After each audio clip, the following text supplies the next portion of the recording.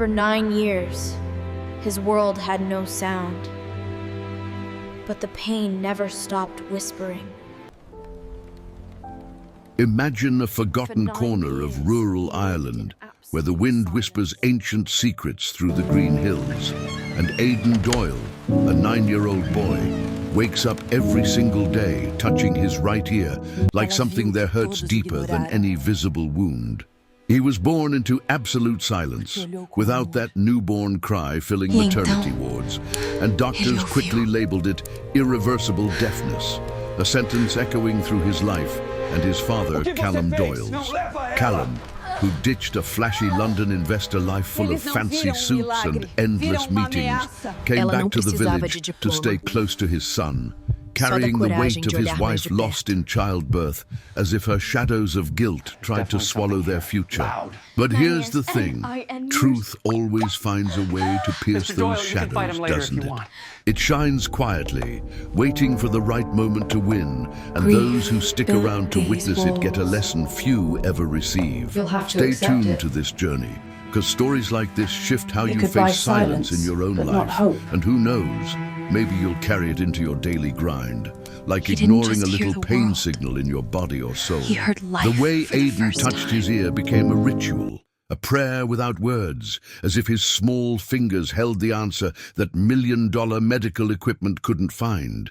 Callum watched this daily ceremony with a breaking heart, seeing how the shadows of failure wrapped tighter around them both, taking their revenge on hope itself. Yet truth, persistent and patient, waited in the wings, ready to prove that sometimes the simplest observation beats the fanciest degree. Think about your own life for a second. When was the last time you really looked at something bothering you, not just glanced at it? Maybe it's a relationship slowly dying, a dream you shelved, or a persistent ache you dismiss. People who embrace these deep insights don't just absorb them. They share them naturally, weaving connections that make everyone stronger. The old stone house stood like a monument to grief, its thick walls holding memories of laughter that once filled rooms, now suffocating in silence. Aidan spent hours in the garden, even when the fine Irish rain soaked his clothes, touching that ear like it held a secret only he could feel. Callum had hired the world's best, specialists from Johns Hopkins who shook their heads, Tokyo audiologists who ran every test imaginable, London surgeons who spoke in clinical terms about profound sensorineural hearing loss. Each verdict felt like revenge from a universe that had already taken Fiona, now stealing the one connection he desperately craved with his son. But see, the shadows of expert opinion can blind you to simple truth, the kind that wins not through credentials, but through caring enough to actually see. Picture J.K. Rowling getting rejected by 12 publishers before Bloomsbury took a chance on Harry Potter. What looked like failure's revenge was actually truth setting up its grand entrance. When you're stuck in your own expert says no moment, remember this. Start reading Think and Grow Rich by Napoleon Hill, specifically Chapter 6 about organized planning, and map one alternative path nobody's mentioned yet. Those who catch these life-changing principles find themselves naturally wanting to pass them on, building communities of truth seekers who refuse to accept shadows as final answers. Morning routines in the Doyle household moved like clockwork, but without sound. Aidan woke, touched his ear, dressed, ate breakfast, watching his father's lips move in silent shapes. Callum tried sign language classes, spent fortunes on visual learning tools, converted entire rooms into sensory spaces with lights and textures. The village whispered about the ghost boy. Children waved from distances but never approached, and distant relatives sent cards filled with pity that tasted like poison. This was isolation's revenge, shadows deepening with every failed connection, every specialist appointment that ended in nothing more we can do. Truth, though, doesn't operate on medical timelines or social expectations. It operates on readiness, on the perfect alignment of need and willing hands. Think about Viktor Frankl in Man's Search for Meaning, surviving concentration camps by finding purpose in suffering. He'd tell you meaning emerges not from comfort, but from confronting what seems impossible. Apply this practically when facing your own incurable situation, whether it's debt, loneliness, or career stagnation. Grab a journal and write 3 small observations nobody else notices about your problem. Smart people doing this work create ripple effects, inspiring friends and family to look deeper at their own stuck places. Callum's guilt ate at him during sleepless nights, replaying the moment Fiona's hand went limp in his after Aidan's birth, her last breath tangled with the baby's first silent one. He'd thrown himself into work back then, building portfolios and closing deals while nannies raised his deaf son, until the weight of absence crushed him enough to quit everything and move back to Ireland. That London life felt like shadows taking revenge on what mattered most, stealing years he'd never reclaim. Now, watching Aidan trace invisible circles on his ear, Callum wondered if this pain was his punishment, if truth would ever shine light on redemption or just leave him drowning in darkness. But here's what changes everything. Truth doesn't punish, it illuminates, showing that every shadow serves to highlight the light when it finally breaks through. Consider The Power of Now by Eckhart Tolle, where he explains how pain bodies feed on suffering until presence dissolves them. Try this. Set a timer for 5 minutes. Sit with whatever guilt you're carrying and just observe it without judgment. Watch how it shifts when you stop fighting it. People mastering this practice become beacons for others, trapped in shame cycles, naturally creating spaces where honesty heals. The garden became Aidan's sanctuary, a place where silence felt natural among flowers and birds that didn't judge his lack of response. He'd sit for hours, that right hand pressed to his ear, face sometimes peaceful, sometimes twisted in pain. Nobody heard. Callum installed outdoor speakers once, blasting music at volumes that could wake the dead, desperate to see any reaction. Nothing. The shadows of disappointment took revenge on hope's last stronghold, convincing Callum that miracles were fairy tales sold to desperate parents. Truth waited, though, watching through eyes that hadn't arrived yet, preparing to prove that victory over shadows comes wrapped in the most unexpected packages. James Clear writes in Atomic Habits about the aggregation of marginal gains. Tiny improvements compound into remarkable results. Imagine applying that here. Spend 2 minutes daily checking one thing everyone else overlooks in your life, like car tire pressure, or whether your kid's fine is actually true. Folks who build this observation muscle end up spotting breakthroughs hiding in plain sight, then naturally teach others to see what's invisible to the rushed and distracted. School was torture Aidan endured quietly, sitting in back rows, while teachers spoke to walls of silence, classmates giggling at jokes he'd never hear. He drew pictures of ears, giant ones, small ones, mechanical ones, filling notebooks with anatomical sketches that showed more understanding than most medical students possessed. Each drawing was a conversation with the shadows of his isolation, a revenge against the world that moved in sounds he couldn't access. Yet truth whispered through those pencil lines, suggesting his obsession held a clue everyone missed. Think of Temple Grandin, autistic woman who revolutionized livestock handling because she thought differently. She'd say, use your different perspective as a superpower, not a curse.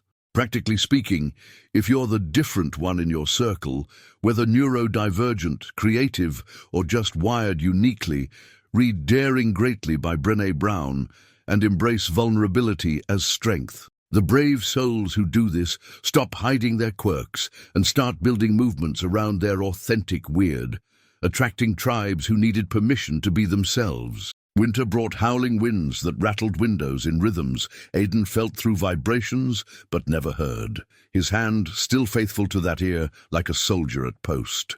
Callum researched cochlear implants, experimental gene therapies, stem cell treatments in clinical trials, each rabbit hole deeper than the last. Money flowed like water toward shadows of medical promises, revenge on common sense that whispered, just look closer at what's there. Truth prepared its entrance, not through expensive procedures but through eyes trained to see beyond what technology reveals. Remember The Alchemist by Paulo Coelho, where Santiago learns treasure was at home all along, after traveling the world. Your version might be stop outsourcing solutions and become an expert on your own situation. Spend 30 minutes daily researching your specific challenge, not generally but forensically. Smart people doing this develop intuition that guides them past expert blind spots, and they naturally mentor others stuck in specialist dependence loops. Nightmares visited Callum regularly. Dreams where Fiona screamed accusations about abandoning their son, where Aidan's silent crying filled oceans of guilt. He'd wake gasping, check on the boy, sleeping with hand curled around his ear, and wonder if the shadows of his failures would revenge themselves across generations. Truth stood patient in those dark hours, knowing that rock bottom often precedes breakthrough, that positivity doesn't mean denying pain, but refusing to let it write the ending. Consider Man's Search for Meaning again, where Frankl notes those who survived had reasons to live beyond themselves.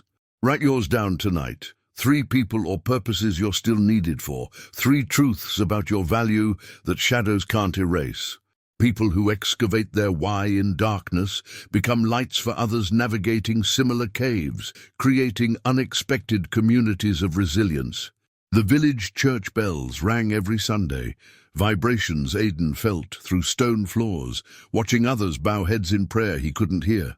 Father O'Brien tried special masses, holy water blessings, prayer chains that included half of Ireland, shadows of faith battling shadows of doubt, revenge and truth wrestling for dominance. Callum attended more from desperation than belief, bargaining with a God he'd ignored for decades. Truth doesn't choose sides in religious debates, it just is, waiting to reveal itself through whoever's willing to see. Think of practicing gratitude like it's medicine. Grab a journal, write 3 sounds you're grateful for, even if you hear them, like Aidan never could, and notice how it shifts perspective from what's missing to what remains. Individuals who cultivate gratitude daily report massive mental health improvements, and they naturally spread that practice, elevating everyone they touch. Spring arrived with wildflowers. Aidan couldn't hear buzzing with bees, couldn't hear crunching under his shoes during walks.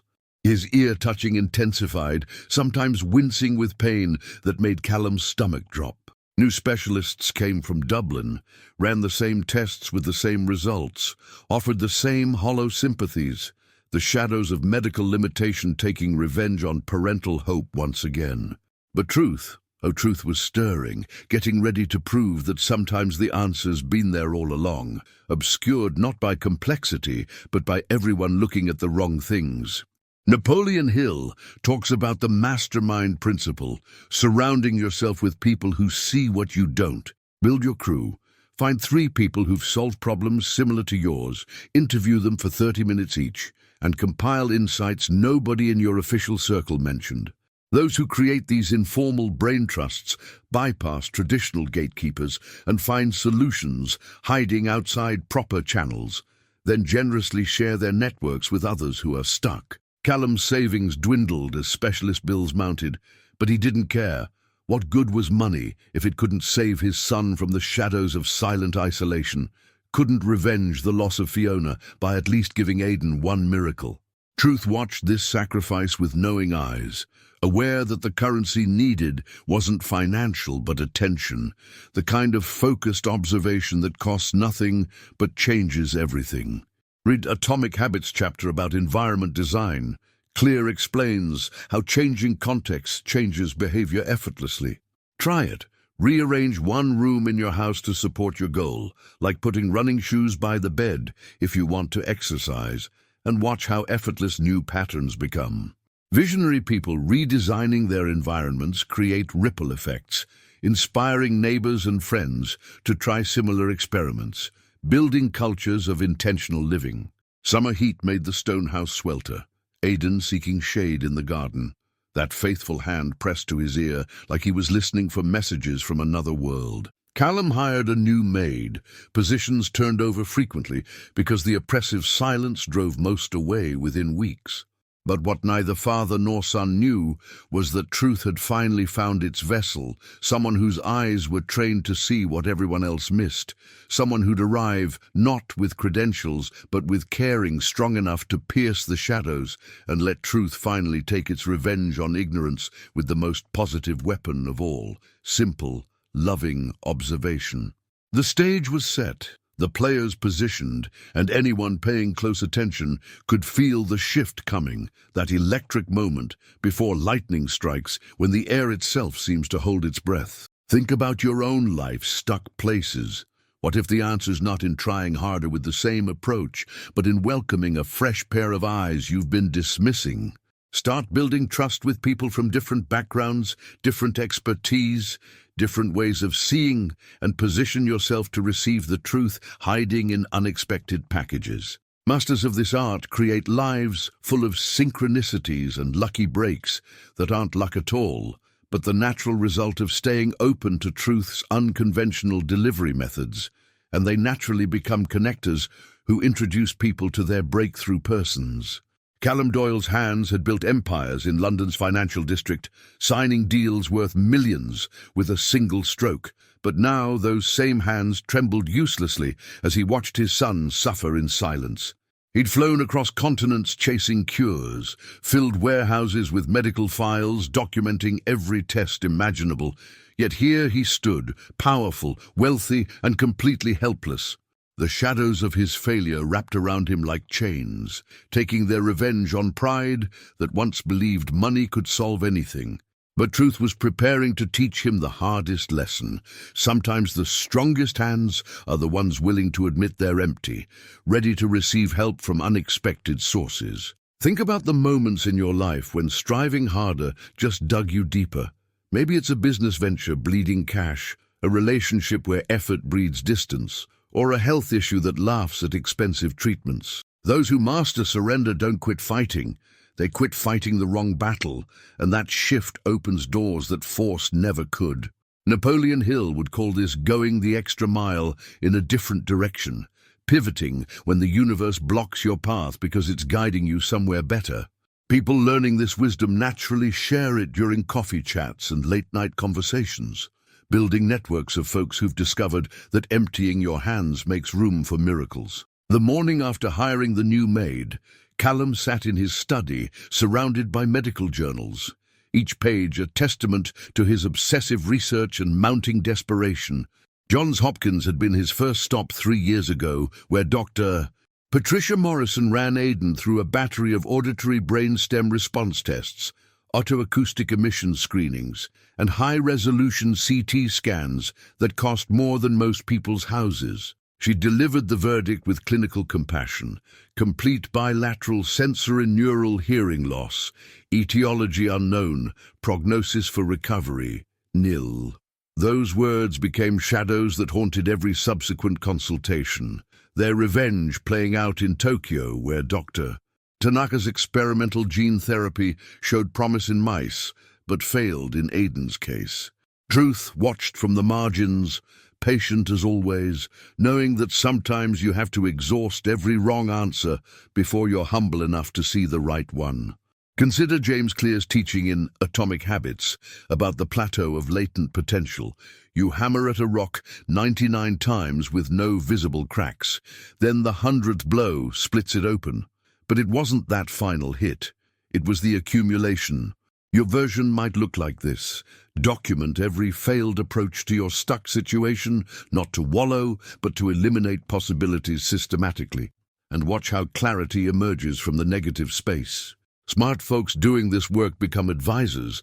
Others seek out, naturally mentoring people through similar exhaustion toward breakthrough. London's Harley Street specialists had been stop number 7, where Mr. Geoffrey Blackwell, ENT surgeon to royalty, examined Aidan with instruments that cost what small nations spend on healthcare. He'd photographed the ear canal, measured the tympanic membrane's mobility, tested cochlear function with equipment so advanced it looked like science fiction. Fascinating case, Blackwell had mused, stroking his silver beard. The structures appear intact, yet function remains absent. I'm afraid we're at the limits of current medical science. Each specialist's surrender felt like shadows taking revenge on hope, yet truth knew something they didn't. They were all looking at machinery when the problem was a blockage so simple that expertise blinded them to it. Think about Eckhart Tolle's insight in The Power of Now, about how the mind creates complexity to justify its existence, missing simple presence. Try this experiment. Pick your most complicated problem, write it out in kindergarten language explaining it to a 5-year-old, and notice what becomes obvious when stripped of jargon. Visionaries practicing this radical simplicity solve problems that stumped experts, then generously teach the method, creating communities that value clarity over complexity. Callum's bank accounts told the story of desperation. Wire transfers to Swiss research facilities experimenting with neural regeneration. Payments to alternative healers in India promising Ayurvedic miracles. Donations to universities developing cutting-edge cochlear implant technology. He'd spent enough to fund a small hospital, yet Aidan still touched that ear every day, still lived in silence, still drew those obsessive anatomical sketches of ears that filled drawer after drawer. The revenge of wasted resources haunted Callum's dreams, shadows whispering that he was throwing money at problems that required something he didn't possess. Truth smiled quietly, knowing the answer wasn't in his wallet, but in willingness to see what his panic had overlooked. Remember Viktor Frankl's lesson from Man's Search for Meaning? Those who survived Auschwitz weren't the physically strongest, but those who found meaning beyond circumstances. Apply it. Stop asking, how much will this cost to fix, and start asking, what am I not seeing yet? Shifting from transaction mindset to observation mode. People making this shift report sudden insights appearing from nowhere, and they naturally become the friend others call when stuck, building reputations as breakthrough thinkers. The stone house echoed with Callum's footsteps as he paced halls lined with photographs of Fiona, her laugh frozen in time, her hands cradling baby Aidan, her eyes holding dreams she'd never see fulfilled. He'd talk to her pictures sometimes, asking what she'd do differently, whether she'd blame him like he blamed himself. The shadows of grief and guilt formed a revenge cycle he couldn't escape. Fiona died, bringing Aidan into the world. Aidan lived trapped in silence, and Callum existed somewhere between, unable to fully embrace either loss or hope. Truth observed this dance of pain, waiting for the moment when exhaustion would finally crack his defenses enough to let light in. Consider Brené Brown's work in Daring Greatly, about vulnerability being strength, not weakness. She'd tell you that admitting "I don't know what to do" opens possibilities that pretending competence closes. Practically, try this. Tell 3 people you trust that you're lost on something important. Ask for their wildest ideas, not expert advice, and watch how fresh perspectives shift everything. Masters of vulnerability create safe spaces where others admit struggles, building communities that solve collectively what individuals can't crack alone. The new maid's name was Soraya Alvarez, 25 years old, daughter of Spanish immigrants, carrying her own shadows of debt and domestic violence she'd fled. Callum had barely looked at her during the brief interview. He'd stopped really seeing anyone except Aidan and the parade of specialists. Mrs. Patterson, the head housekeeper, had hired her with warnings about the silent child and the grieving father, about how previous maids lasted weeks before the oppressive quiet drove them away. But Truth had been orchestrating this meeting for years, lining up the person whose eyes would see what million-dollar equipment missed, whose hands would dare what credentialed experts wouldn't. Think about the people who entered your life right before major shifts. The friend who mentioned a job opening, the stranger whose comment sparked an idea, the random encounter that changed your trajectory. Paulo Coelho explores this in The Alchemist as omens and personal legends converging. Practice noticing. Write down 3 coincidences from the past month and look for patterns in what the universe keeps presenting. Folks who develop this awareness position themselves for synchronicity, then naturally point others toward their own meaningful coincidences. Soraya's first week passed in the quiet choreography of cleaning routines, dusting shelves heavy with medical texts, mopping floors that trapped silence, washing windows that framed Aidan's garden sanctuary. She noticed him immediately, not with pity but with recognition. Her younger sister had suffered years of misdiagnosed pain until a nurse practitioner, not a doctor, spotted the obvious issue everyone else missed. That memory made Soraya's eyes sharp where others grew tired, made her pay attention when instinct told most people to look away. The shadows of past medical arrogance taking revenge on her sister had taught Soraya that credentials don't guarantee sight, that truth often speaks through the least credentialed voices in the room. James Clear would recognize this as identity-based habit formation. Soraya saw herself as someone who notices what others miss, so she behaved accordingly. You can build this. Choose one identity trait you want. I'm someone who spots opportunities, or I'm someone who sees people's hidden pain. Then act as if it's already true, and watch your brain rewire to support it. People who intentionally craft their identity become magnets for situations matching their self-concept, naturally attracting others ready to level up their own identities. On day 8, Soraya saw Aidan crying in the garden, hand pressed to his ear, face contorted in pain nobody heard. Something in her chest tightened, the same feeling she'd had watching her sister suffer while doctors shrugged. She approached slowly, not speaking since he wouldn't hear anyway, just sitting nearby until his breathing calmed. When he finally looked at her, she pointed to his ear with raised eyebrows, a question in her eyes. Aidan hesitated, then nodded slightly, and in that moment truth found its opening, permission granted, observation invited.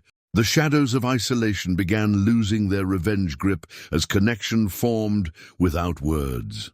Think about Tull's teaching that presence communicates more than language. You've felt this with pets, babies, or across language barriers where understanding flows underneath speech. Try it. Spend 10 minutes with someone important without talking, just being present, and notice what you learn that conversation usually obscures. Enlightened individuals mastering this build intimacy that words can't touch, naturally creating spaces where others feel truly seen for the first time. Callum watched this interaction from his study window, heart catching in his throat. In 9 years, he'd rarely seen Aidan willingly engage with anyone except him, and even that connection felt strained by guilt and grief. Who was this girl with kind eyes who'd been here barely a week? The shadows of his jealousy took quick revenge. What right did a maid have to reach his son when his millions couldn't? But truth whispered underneath. Maybe that's exactly the point. Maybe empty hands receive what grasping ones cannot. Napoleon Hill writes about the mastermind principle, how two minds in harmony create a third, invisible force greater than both. Consider forming your own. Find 2 people tackling similar challenges, meet weekly to brainstorm each other's problems, and watch how collective intelligence solves what individual effort couldn't. Those building these groups become hubs in networks of mutual elevation, naturally connecting brilliant minds that amplify each other. That night, Callum couldn't sleep, his mind churning with memories of failures and glimpses of something he couldn't name. He reviewed every specialist report again, reading between clinical lines for clues he'd missed. The shadows of obsession took revenge on rest, but truth knew this sleepless searching was preparing soil for seed already planted. Wrinkle would say this was meaning-making in action, the human spirit refusing to accept purposeless suffering. Write your own meaning. Take your biggest failure and draft 3 ways. It's actually preparing you for something better. 3 skills you're gaining you wouldn't have otherwise. People who reframe suffering into training ground become unstoppable, naturally inspiring others stuck in victim narratives to reclaim their stories. Morning brought Callum downstairs to find Soraya serving Aidan breakfast, both using hand gestures and facial expressions in a communication dance that needed no sound. Something cracked in Callum's chest, not breaking but opening, like ice on a river feeling spring's first warmth. The revenge of his shadows started losing power to truth's gentle insistence. Help doesn't always arrive wearing credentials. Sometimes it comes in work clothes with worn hands and open eyes. Clear teaches that environment shapes behavior more than willpower. Soraya's presence changed the house's emotional environment, making connection possible where isolation had ruled. Design your environment intentionally.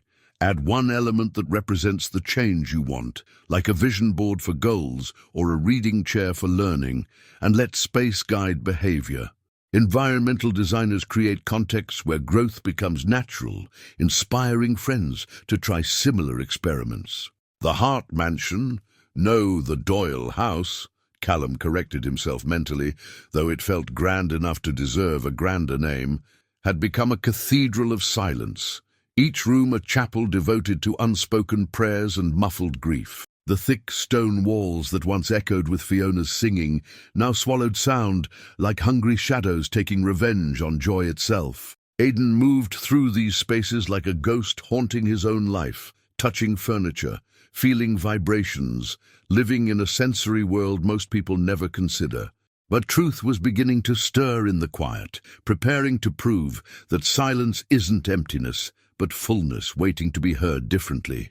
Think about the silences in your own life, the unspoken resentments in relationships, the career dreams you've stopped voicing, the grief you've buried under busyness. Those who learn to sit with silence instead of filling it discover what Eckhart Tolle teaches in The Power of Now. Presence lives in the gaps between noise, and that's where transformation whispers its secrets. Practically speaking, try this experiment. Spend 15 minutes daily in complete silence, no phone, no music, no distractions, just you and whatever arises, then journal what surfaced. People practicing this develop emotional intelligence that reads rooms and relationships with uncanny accuracy, naturally becoming the friends others seek when needing someone who truly listens. Soraya's second week brought subtle shifts that only someone living in the house would notice. A vase of wildflowers appeared on the kitchen table. Curtains opened to let morning light flood rooms that had lived in twilight. Small rearrangements that made spaces breathe again. She didn't ask permission for these changes. She simply moved through the house as if healing it, understanding intuitively that environment shapes souls. Callum noticed but said nothing, watching this quiet revolution with suspicion and secret hope battling in his chest. The shadows of control wanted to assert authority, take revenge on this presumption, but truth nudged him towards surrender. Maybe letting go opens more than holding tight ever could. James Clear's Atomic Habits explores how tiny environmental tweaks compound into massive behavioral shifts. Soraya was applying this without knowing the theory, just following instinct trained by her own survival. You can do this too. Change one small thing in your living space that's been bothering you for months, like that pile of papers or broken cabinet, and notice how fixing it creates momentum for bigger changes. Visionaries who master environmental design create spaces that naturally elevate everyone who enters, then teach others to see their homes as tools for transformation. The dining room had stopped being used after Fiona's death. Too many memories of her setting tables, too many ghosts in empty chairs. Callum and Aidan ate separately, him in the study, the boy in his room, each isolated in private silence. But one morning, Callum came downstairs to find the table set for 3, Soraya calmly making breakfast as if this was normal, Aidan already seated looking uncertain but not unhappy. The shadows of grief screamed their revenge. How dare she intrude on our suffering, demand we sit together like we're a family when we're just fragments. Ruth smiled, knowing that sometimes healing requires someone rude enough to ignore your attachment to pain. Viktor Frankl survived Auschwitz partly by maintaining dignity in small rituals, making his bed, sharing bread, keeping routines that affirmed life amid death. Soraya was creating ritual here, insisting that brokenness doesn't exempt you from showing up for each other. Try establishing one new ritual with people you've drifted from. Weekly coffee with a parent, monthly dinner with old friends, daily 5-minute check-ins with your partner. Those who build intentional rituals create containers for connection that survive even when feelings fade, naturally becoming the glue holding communities together. Callum sat heavily, throat tight, wanting to protest but finding no words that didn't sound petty. Aidan watched him carefully, reading facial expressions with the expertise deaf children develop. When Callum managed a small smile, the boy's shoulders relaxed, and something passed between them that hadn't existed in years. Possibility. Soraya served scrambled eggs and toast without fanfare, as if gathering broken people around tables was the most natural thing in the world. The revenge of shadows weakened slightly as truth gained ground, proving that sometimes the bravest act is just sitting down and being present despite the pain. Brené Brown's Daring Greatly teaches that vulnerability is showing up when you can't control the outcome. This breakfast was vulnerability embodied, all three of them sitting with discomfort instead of fleeing to separate corners. Make this practical. Identify one situation you're avoiding because it's awkward or painful, then show up anyway without needing it to go perfectly. People who develop this courage become safe harbors for others, navigating difficult waters, naturally attracting those ready to stop running from hard conversations. The house had a library Callum built for Fiona, who devoured books the way some people breathe air. She'd loved classics and poetry, filling shelves with worn copies of Austen and Neruda, Dickens and Keats. After her death, Callum locked the door, unable to face the space so thoroughly marked by her presence. But Soraya had a way of appearing where she wasn't supposed to be, and one afternoon Callum found her in the library, dustcloth in hand, books spread around her like she was excavating an archaeological site. The shadows of propriety wanted revenge for this boundary violation, but truth asked, what good are treasures if they're locked away from light? Napoleon Hill writes in Think and Grow Rich about the poverty of hoarding knowledge or resources. Wealth multiplies when circulated, dies when buried.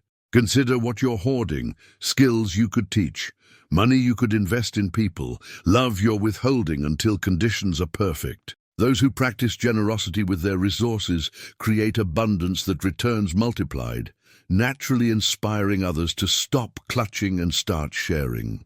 Soraya looked up when Callum entered, no guilt in her eyes, just calm acknowledgement. Your wife had beautiful taste, she said simply. These books shouldn't gather dust. Maybe Aidan would like to see them, the pictures at least. The suggestion hit Callum like a punch. Aidan in Fiona's library, touching books his mother loved, connecting with her through pages she turned, the beauty and pain of it tangled his breath. The shadows screamed revenge against hope. Don't let yourself want this. Disappointment will destroy you. But truth whispered underneath, isn't the risk of pain worth the chance to build a bridge between your son and his mother's memory? Eckhart Tolle teaches that fear of future pain keeps us trapped in past pain, that presence dissolves both. Try this exercise. Write down one beautiful thing you're denying yourself because you're afraid of loss. Then do it anyway, fully aware it might hurt later. Courageous souls embracing this paradox live richly despite grief, naturally showing others that protection from pain also means protection from joy. That evening, Callum brought Aidan to the library, watching the boy's eyes widen at shelves reaching to cathedral ceilings, leather spines gleaming in lamplight.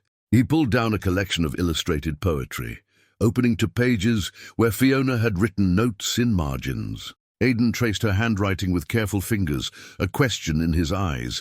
Is this? Callum nodded, throat too tight for words that wouldn't have been heard anyway.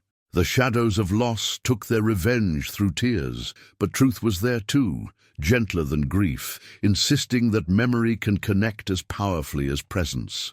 James Clear would call this environment design at its finest. Soraya had created a space where father and son could meet their grief together, rather than carrying it separately.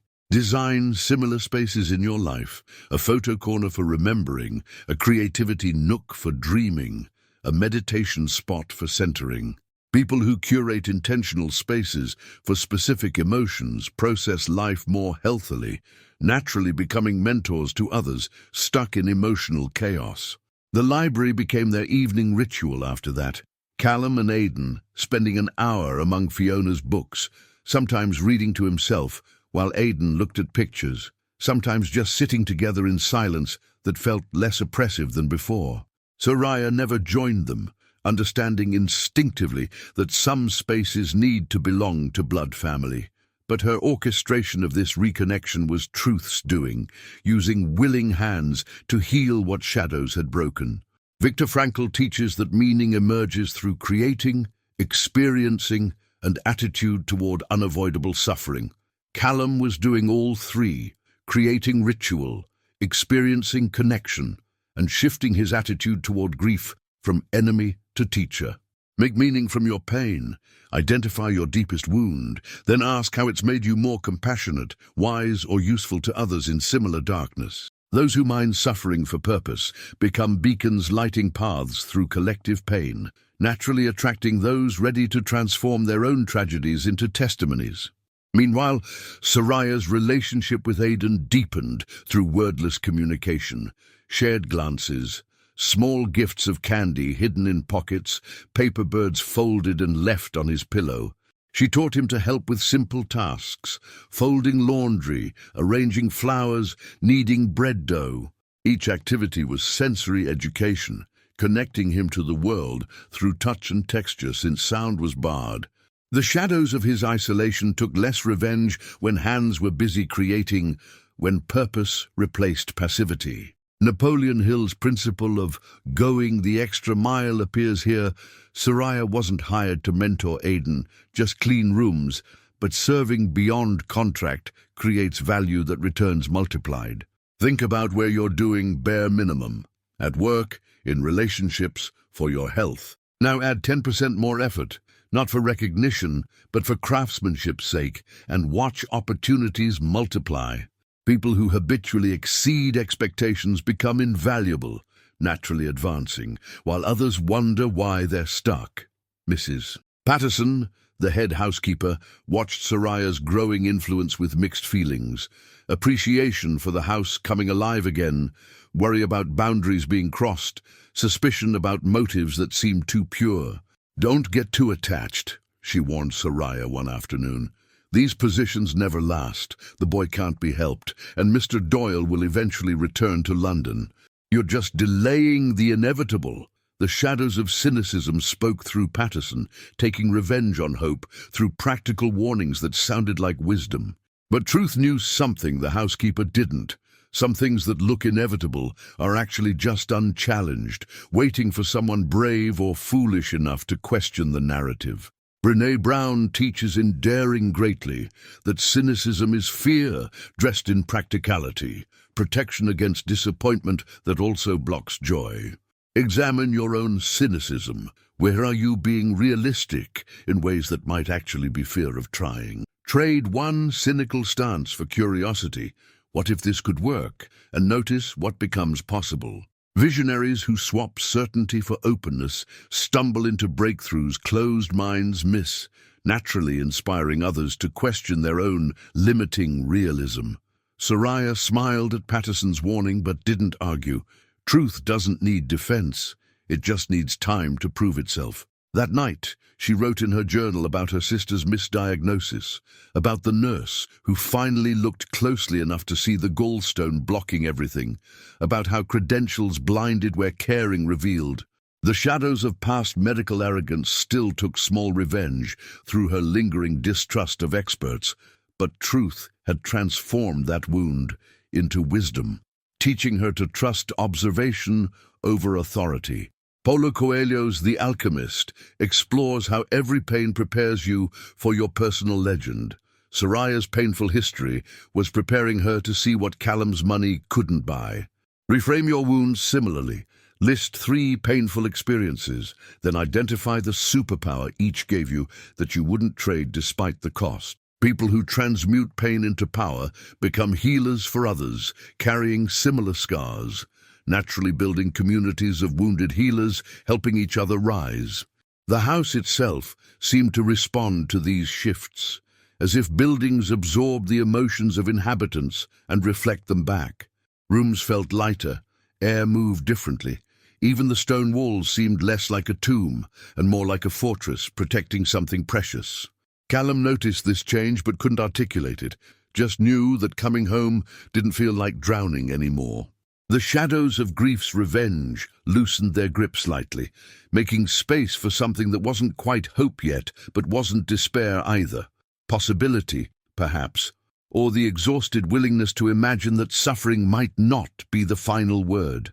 Eckhart Tolle calls this the gap between thoughts where presence lives. Callum was discovering the gap between grief and healing where life continues. Practice finding your own gaps between work and home. Transition consciously instead of carrying stress. Between waking and action, lie still for 2 minutes, noticing breath. Gap dwellers who master transitions live less reactively, naturally becoming calm centers in others' chaos. Soraya Alvarez carried fire in her eyes that no amount of suffering had managed to extinguish, the kind of fire that separates survivors from victims, the ones who let pain forge them stronger instead of leaving them broken. She'd grown up in South London, where her Spanish immigrant parents worked 3 jobs between them, where dinner conversations mixed languages and dreams of futures better than presents. Her father cleaned office buildings at night. Her mother altered wedding dresses for brides who'd never know the seamstress's name. And Soraya learned early that invisible people often see what visible ones miss. The shadows of class divide took their revenge through dismissal and assumption, but truth whispered underneath. Being underestimated is an advantage if you're patient enough to prove them wrong when it counts. Think about times you've been dismissed or overlooked. Did you internalize it as truth or store it as fuel? Napoleon Hill writes in Think and Grow Rich about converting adversity into equivalent advantage through definiteness of purpose. Try this. List 3 times you were underestimated, then identify how each taught you skills that now make you invaluable.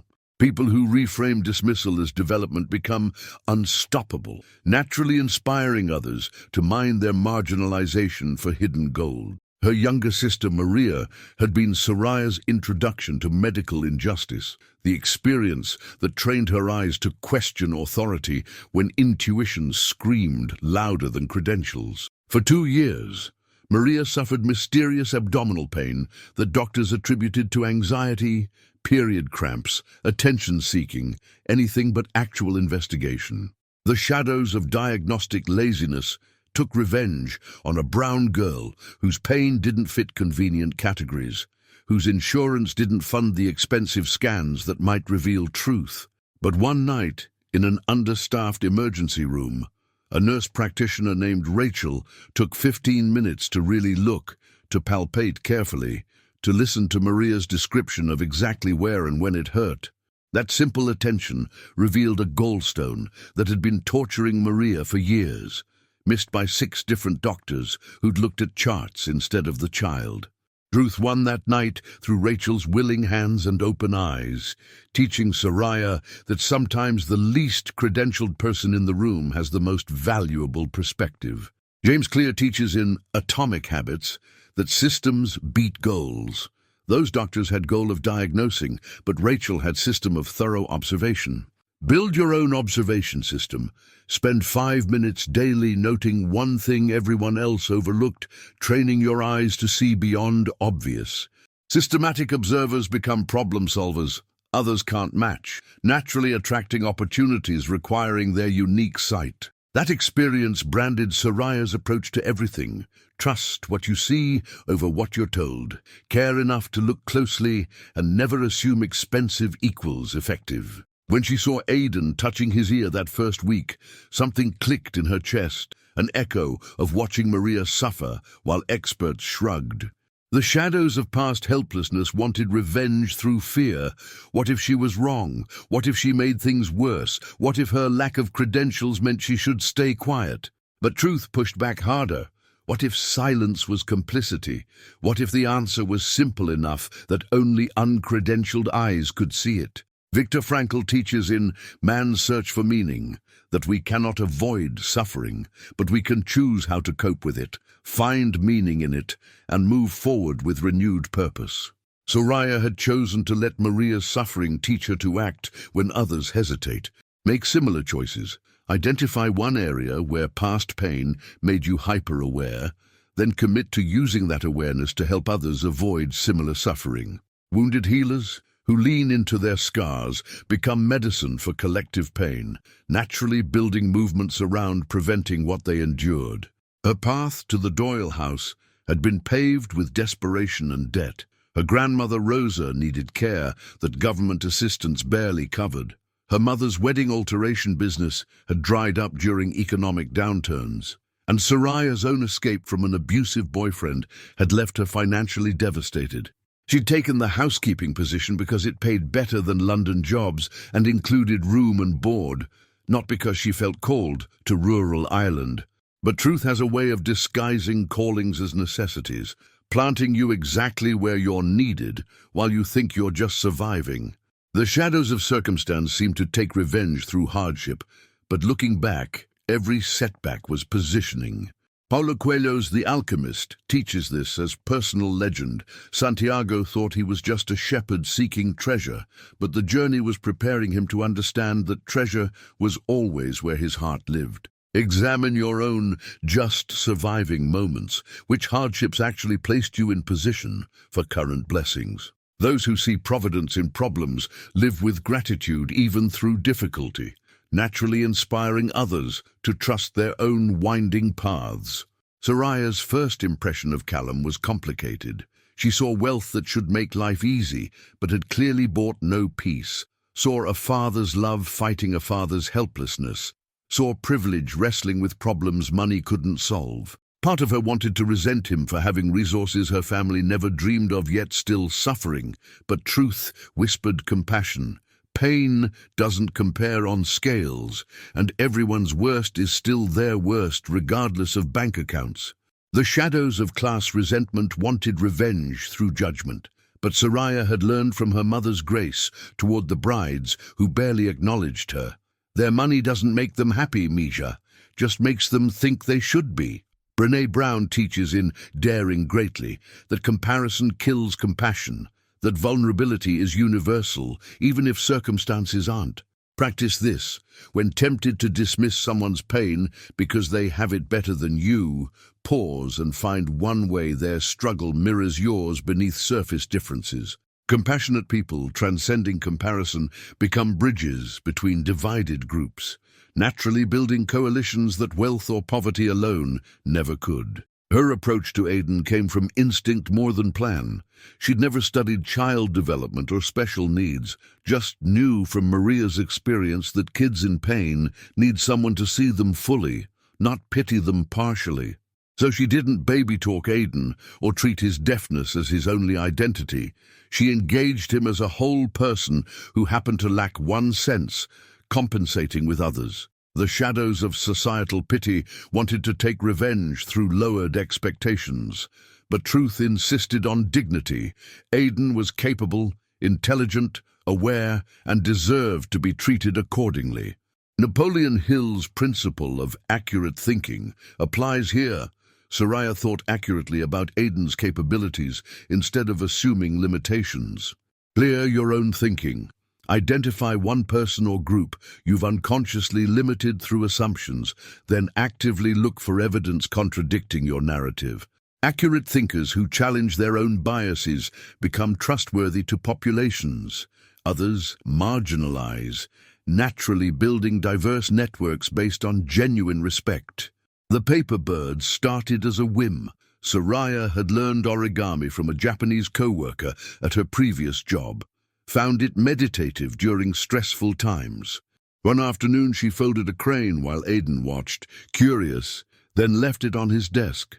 Next morning it was gone, and she found a lopsided attempt at a crane on her cleaning cart, Aidan's work evident in determined creases. This became their first conversation without words. She'd fold something new each day. He'd try to replicate it, improvement visible in each attempt. The shadows of isolation's revenge weakened as connection formed through paper and patience, truth proving that communication transcends sound when hearts are willing. Eckhart Tolle teaches that presence is the deepest communication, underneath and beyond words. Create your own non-verbal connections, with elderly relatives losing language, with children too young to articulate, with anyone where words have failed. Find a shared activity that speaks louder. Present people who communicate beneath words build intimacy that chatty relationships often miss, naturally becoming safe harbors for those tired of performing conversation. Mrs. Patterson's warnings about attachment didn't sway Soraya because she'd already made a private vow the day she saw Aidan crying in the garden. She would look at what others had missed, even if it cost her the job, even if Callum thought her presumptuous, even if she was wrong. That vow came from Rachel's example with Maria. One person willing to really look can change everything, but only if they're brave enough to act on what they see. The shadows of social hierarchy wanted revenge through knowing your place, but truth insisted that everyone's place is exactly where they can serve, regardless of title. James Clear writes about identity-based habits. Soraya identified as someone who helps kids in pain, so her behavior aligned automatically. Craft your core identity carefully. Write, "I am someone who," followed by the trait you want to embody, then act as if it's already true until brain and behavior align. Identity architects who consciously build themselves become powerful beyond their resumes, naturally attracting opportunities matching their self-concept. Her room in the servants' quarters was small but hers, the first space she'd controlled since fleeing her boyfriend's apartment, where even furniture placement could trigger his rage. She decorated it simply, photos of her family, Maria's drawing from when they were kids, a candle she lit each night while journaling. This ritual grounded her, reminded her why she was here, to save money for Rosa's care, yes, but also to prove to herself that she could rebuild, that the shadows of abuse hadn't taken her power permanently, that truth about her worth could win over lies she'd been told. Viktor Frankl survived camps by maintaining small dignities. Soraya was surviving trauma by creating small sanctuaries. Build yours. One corner, one ritual, one daily practice that's purely yours, unchallengeable by others' chaos. Sanctuary builders who protect their peace become sustainable helpers, burnt-out martyrs, naturally teaching others that self-care enables service. The fire in Soraya's eyes came from this fusion. Pain that taught her to see, poverty that taught her to value, abuse that taught her strength, and Maria's suffering that taught her to act when intuition speaks. She wasn't educated in medicine or child psychology, but she was educated in the school of paying attention, the university of trusting what's in front of you, the graduate program of believing marginalized voices, including your own. The shadows of credentialism wanted revenge through dismissal, but truth was assembling exactly who was needed for what was coming. Napoleon Hill would call this specialized knowledge gained through life rather than classrooms. Inventory, your life education. What have your unique experiences taught you that no degree covers? People who honor their experiential expertise become authorities in niches academia overlooks, naturally serving populations institutions miss. 3 weeks into Soraya's employment, she noticed the pattern that everyone else had normalized. Aidan touched his right ear exactly 17 times per day on average. She'd been counting. Not random touches, but deliberate ones. Always the same motion, always accompanied by a slight wince, sometimes followed by tears. He cried silently because he'd never heard crying and didn't know it made sound.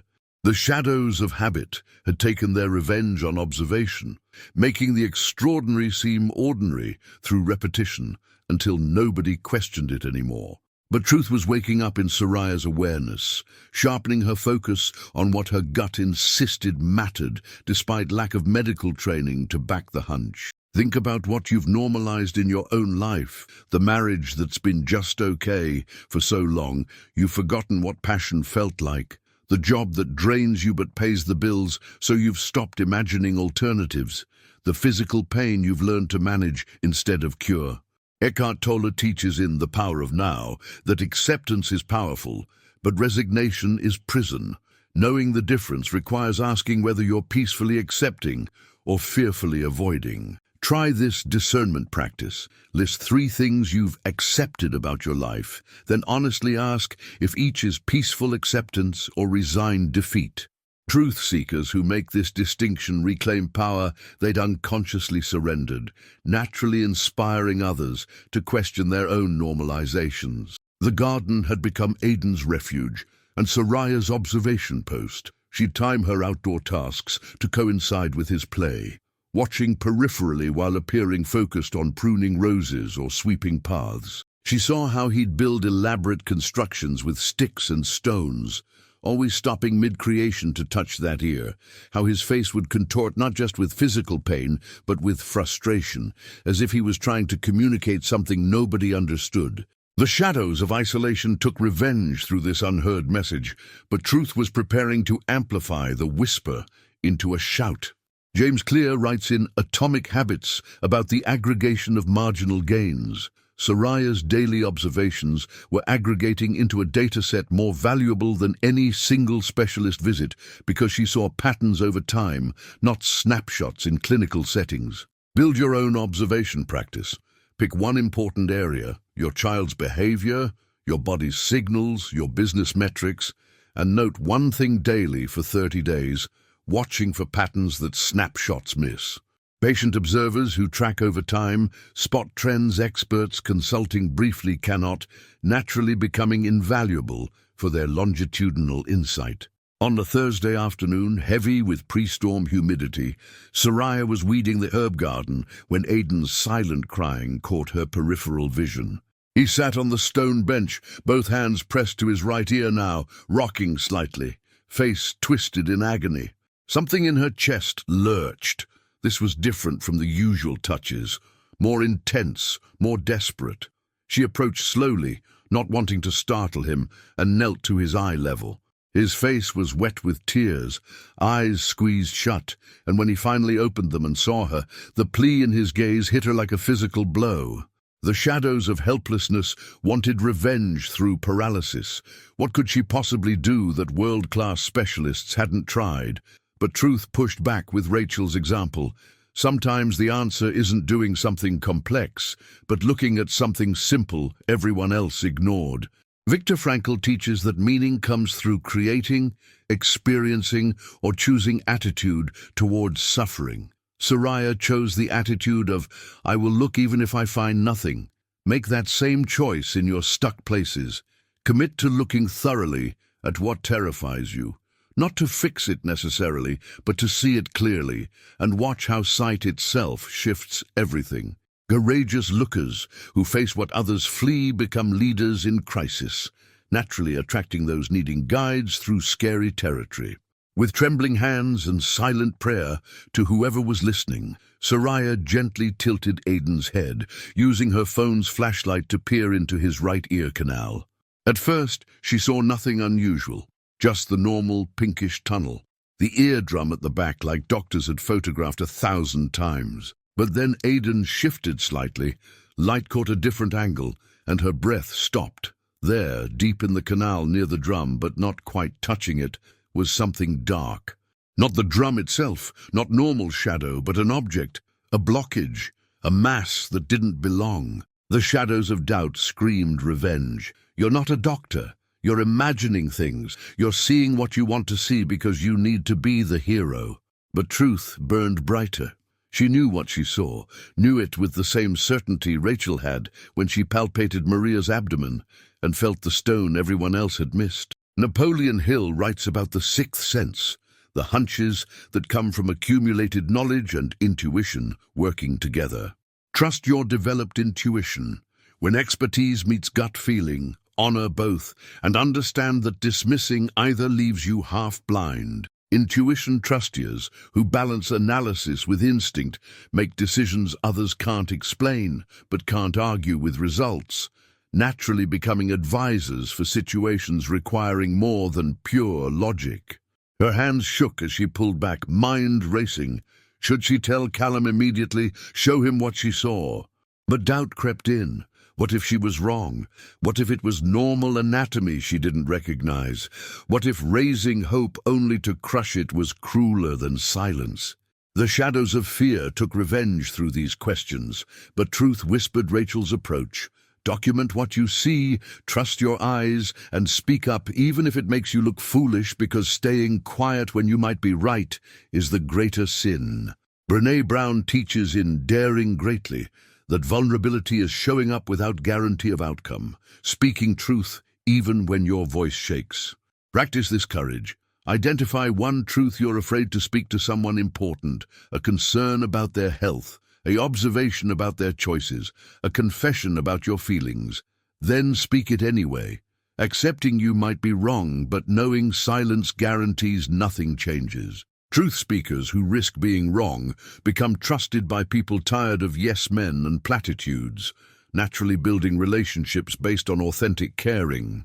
That evening, Soraya approached Callum in his study, heart hammering against ribs, palms sweating in a way that reminded her uncomfortably of facing her ex-boyfriend's rage. But Callum wasn't rage.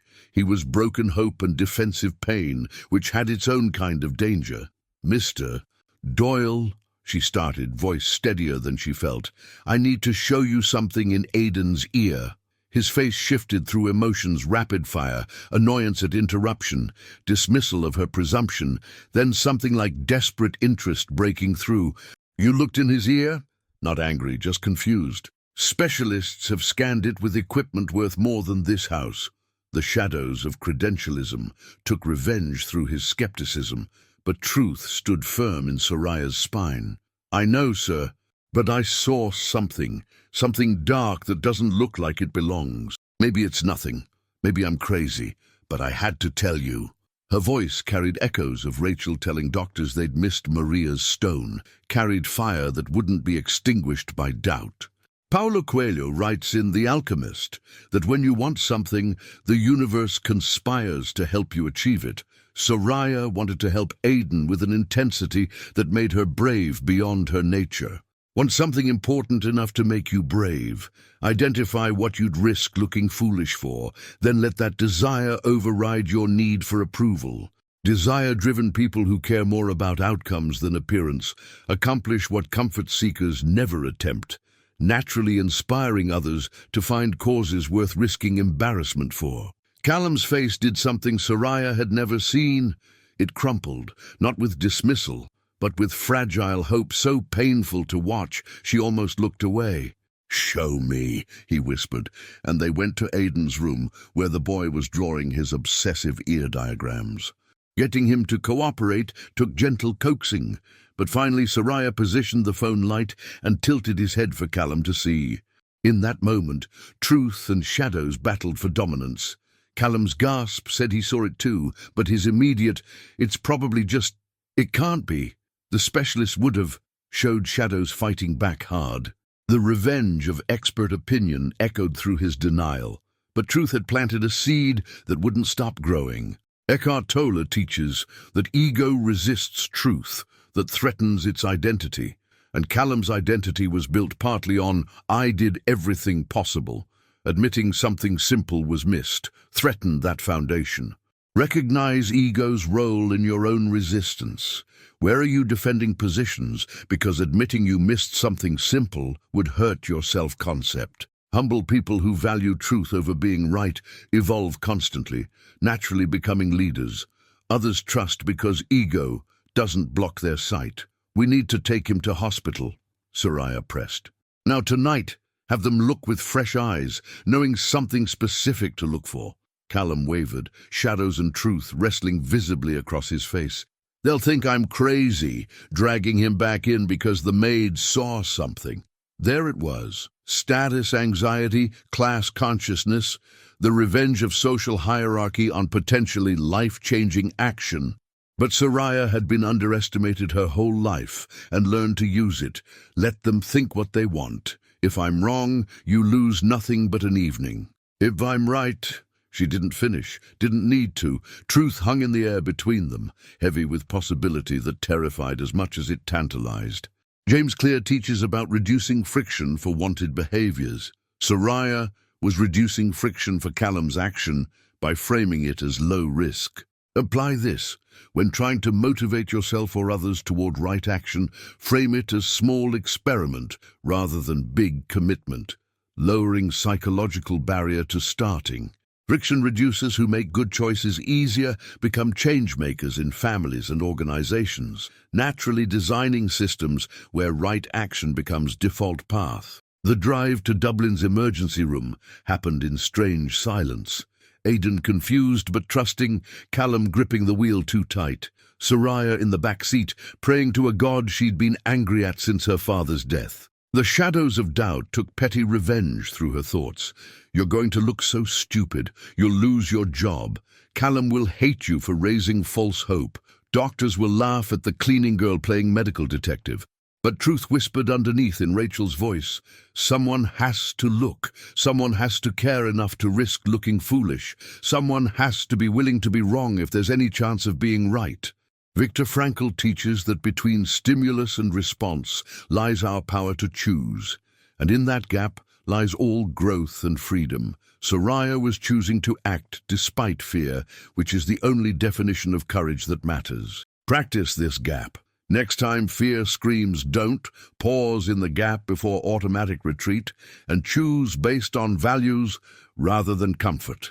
Gap dwellers who consciously choose become authors of their lives rather than reactors to circumstance, naturally inspiring others to claim their own agency.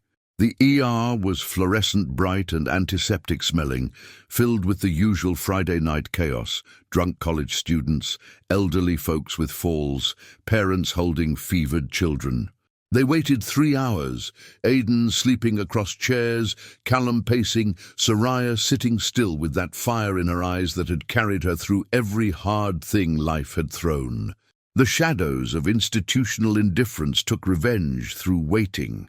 Through triage nurses who saw deaf child, father says maid saw something, and deprioritized because it sounded non-urgent and possibly crazy. But truth was patient, knowing that waiting doesn't equal wrong, that resistance often precedes breakthrough. Napoleon Hill writes about persistence as the quality that transmutes failure into success. Soraya embodied this, refusing to second-guess or flee despite every opportunity. Build similar persistence. When pursuing something important, decide in advance how long you'll persist despite obstacles, then honor that commitment regardless of difficulty encountered. Persistent people who predecide their endurance outlast those who negotiate with themselves mid-challenge, naturally achieving what waverers abandon. Finally, a tired resident named Doctor. Chen called them back, barely looking up from his tablet. Right ear concern. Is that correct? His tone said he'd rather be anywhere else. Callum started explaining about the deafness, the specialists, Soraya's observation, words tumbling over each other. Doctor. Chen's expression screamed skepticism, the shadows of credentialism taking revenge through dismissal of what the maid saw. But then he looked at Soraya, really looked, and something in her eyes made him pause. Maybe he saw Rachel's determination reflected there. Maybe he was just thorough despite fatigue. Maybe truth nudges people through inexplicable instincts. Let me take a look, he said, grabbing an otoscope. Brené Brown teaches that connection happens in small moments of seeing and being seen, in that exchange of looks. Doctor. Jen chose to see Soraya as credible, despite every social signal saying, ignore the help.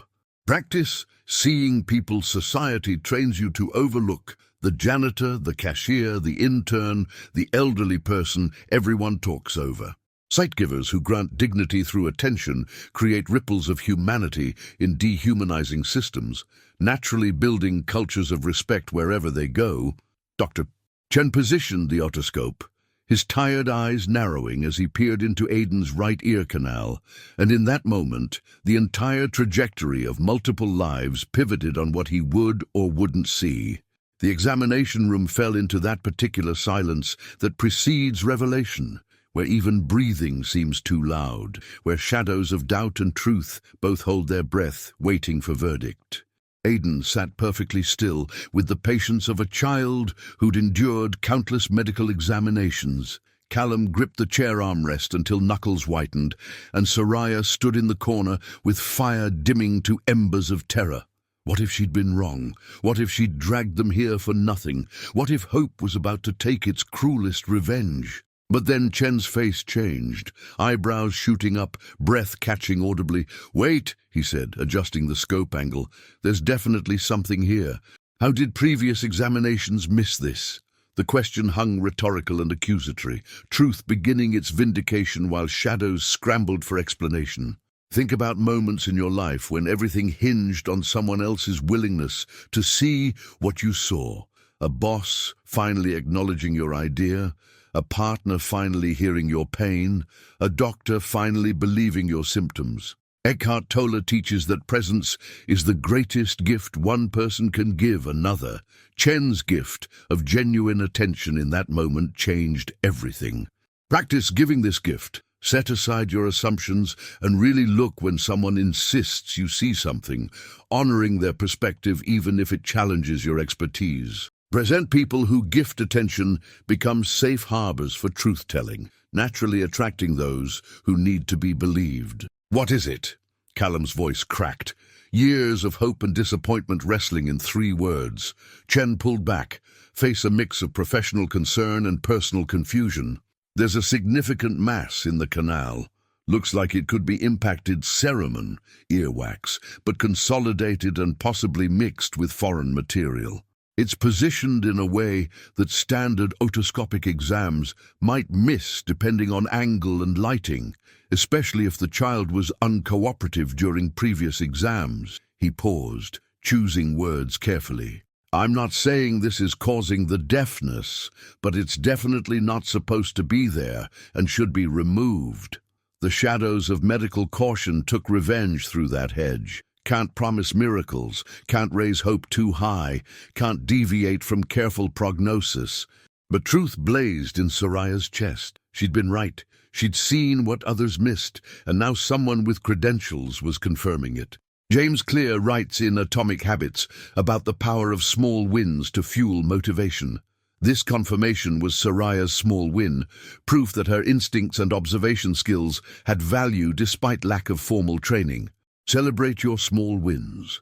When intuition proves right, when effort shows results, when persistence pays off even slightly, mark it consciously instead of rushing to next challenge. Win celebrators who acknowledge progress build momentum that carries through longer campaigns, naturally inspiring others to notice and honor their own small victories. "Remove it now," Callum demanded, then softened. "Please, can you do it now?" Chen hesitated. Shadows of protocol and liability taking revenge through procedure.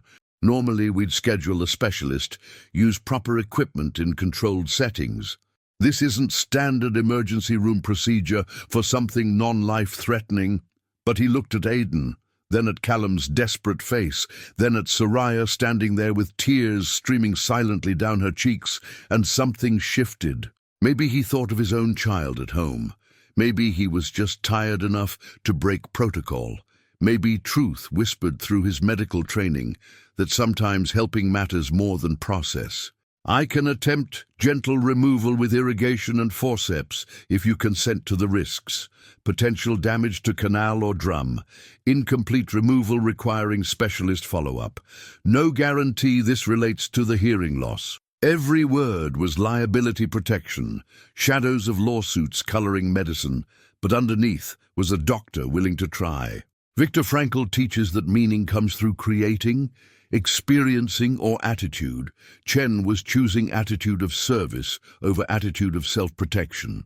Choose service in your own domains. When faced with helping someone outside your job description or protecting yourself from potential fallout, ask which choice you'd want someone to make for you.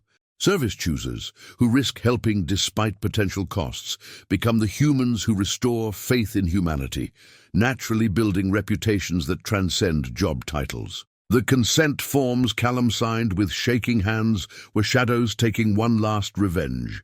Legal language designed to protect institution over individual, to make helping harder than ignoring. But truth doesn't live in paperwork. It lives in willing hands moving toward pain despite risk. Soraya watched Chen prepare his instruments with the same meticulous care Rachel had shown with Maria, that particular attention that separates people just doing jobs from people on missions. The irrigation syringe, the small forceps, the suction device, all laid out like sacred tools for a ritual that might change nothing or might change everything. Napoleon Hill writes about definiteness of purpose, creating specialized knowledge and burning desire. Chen had shifted from tired ER resident to purposeful healer. You could see it in how his fatigue fell away, replaced by focused intensity. Tap into your own purposeful state. Before important tasks, consciously shift from "I have to do this" to "I get to do this for someone who needs me," and watch how energy and care multiply.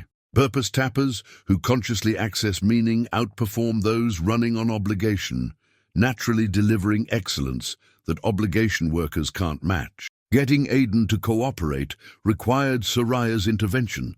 She knelt beside him, using their established communication of gestures and expressions to convey trust.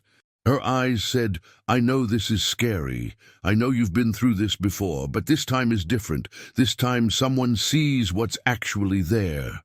And somehow he understood, relaxing into the chair with faith that broke Callum's heart watching it.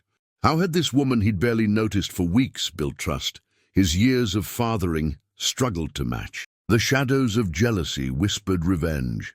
But truth was gentler. She'd earned trust by seeing Aidan fully instead of seeing his deafness primarily, by treating him as capable instead of damaged. Brené Brown teaches that trust is built in small moments of vulnerability met with care. Soraya had been building trust through paper birds and shared tasks, while Callum had been drowning in guilt and grief. Build trust intentionally. Show up consistently in small ways. See people fully including their pain and prove through actions, not words, that you're safe. Trust builders who invest in consistency over grand gestures create relationships that survive storms, naturally becoming the people others call in crisis. Chen began with irrigation, warm water flowing into the ear canal to soften whatever was lodged there. Aidan couldn't hear the procedure but felt it, the strange sensation making him grip Soraya's hand tight enough to hurt. She didn't flinch, just squeezed back, her fire now channeled into stillness that communicated, "I'm here, you're safe, this matters." The first irrigation revealed nothing, water draining clear. Second attempt, same result. The shadows of doubt crept back. Maybe the mass was too impacted. Maybe removal required specialist tools they didn't have here. Maybe this whole attempt was futile. But Chen persisted with the patience of someone who decided this mattered, switching to forceps for more direct extraction. Paulo Coelho writes in The Alchemist that when you want something, all the universe conspires to help you achieve it. But you have to keep moving toward it, even when path seems blocked. Persist toward what matters. When initial attempts fail, adjust approach but maintain direction, understanding that no often means not this way rather than never. Persistent adapters who maintain goals while flexing methods eventually find paths rigid people miss, naturally achieving what quitters label impossible. The forceps entered the canal, Chen's hands steady despite the delicate work, and on the third attempt he made contact with something solid. "I've got purchase on it," he murmured, more to himself than others. "It's definitely substantial, seems to be. Wait." He pulled gently, steadily, the way you'd coax a splinter from skin, and slowly a dark mass began emerging from depths of Aidan's ear. It was larger than anyone expected.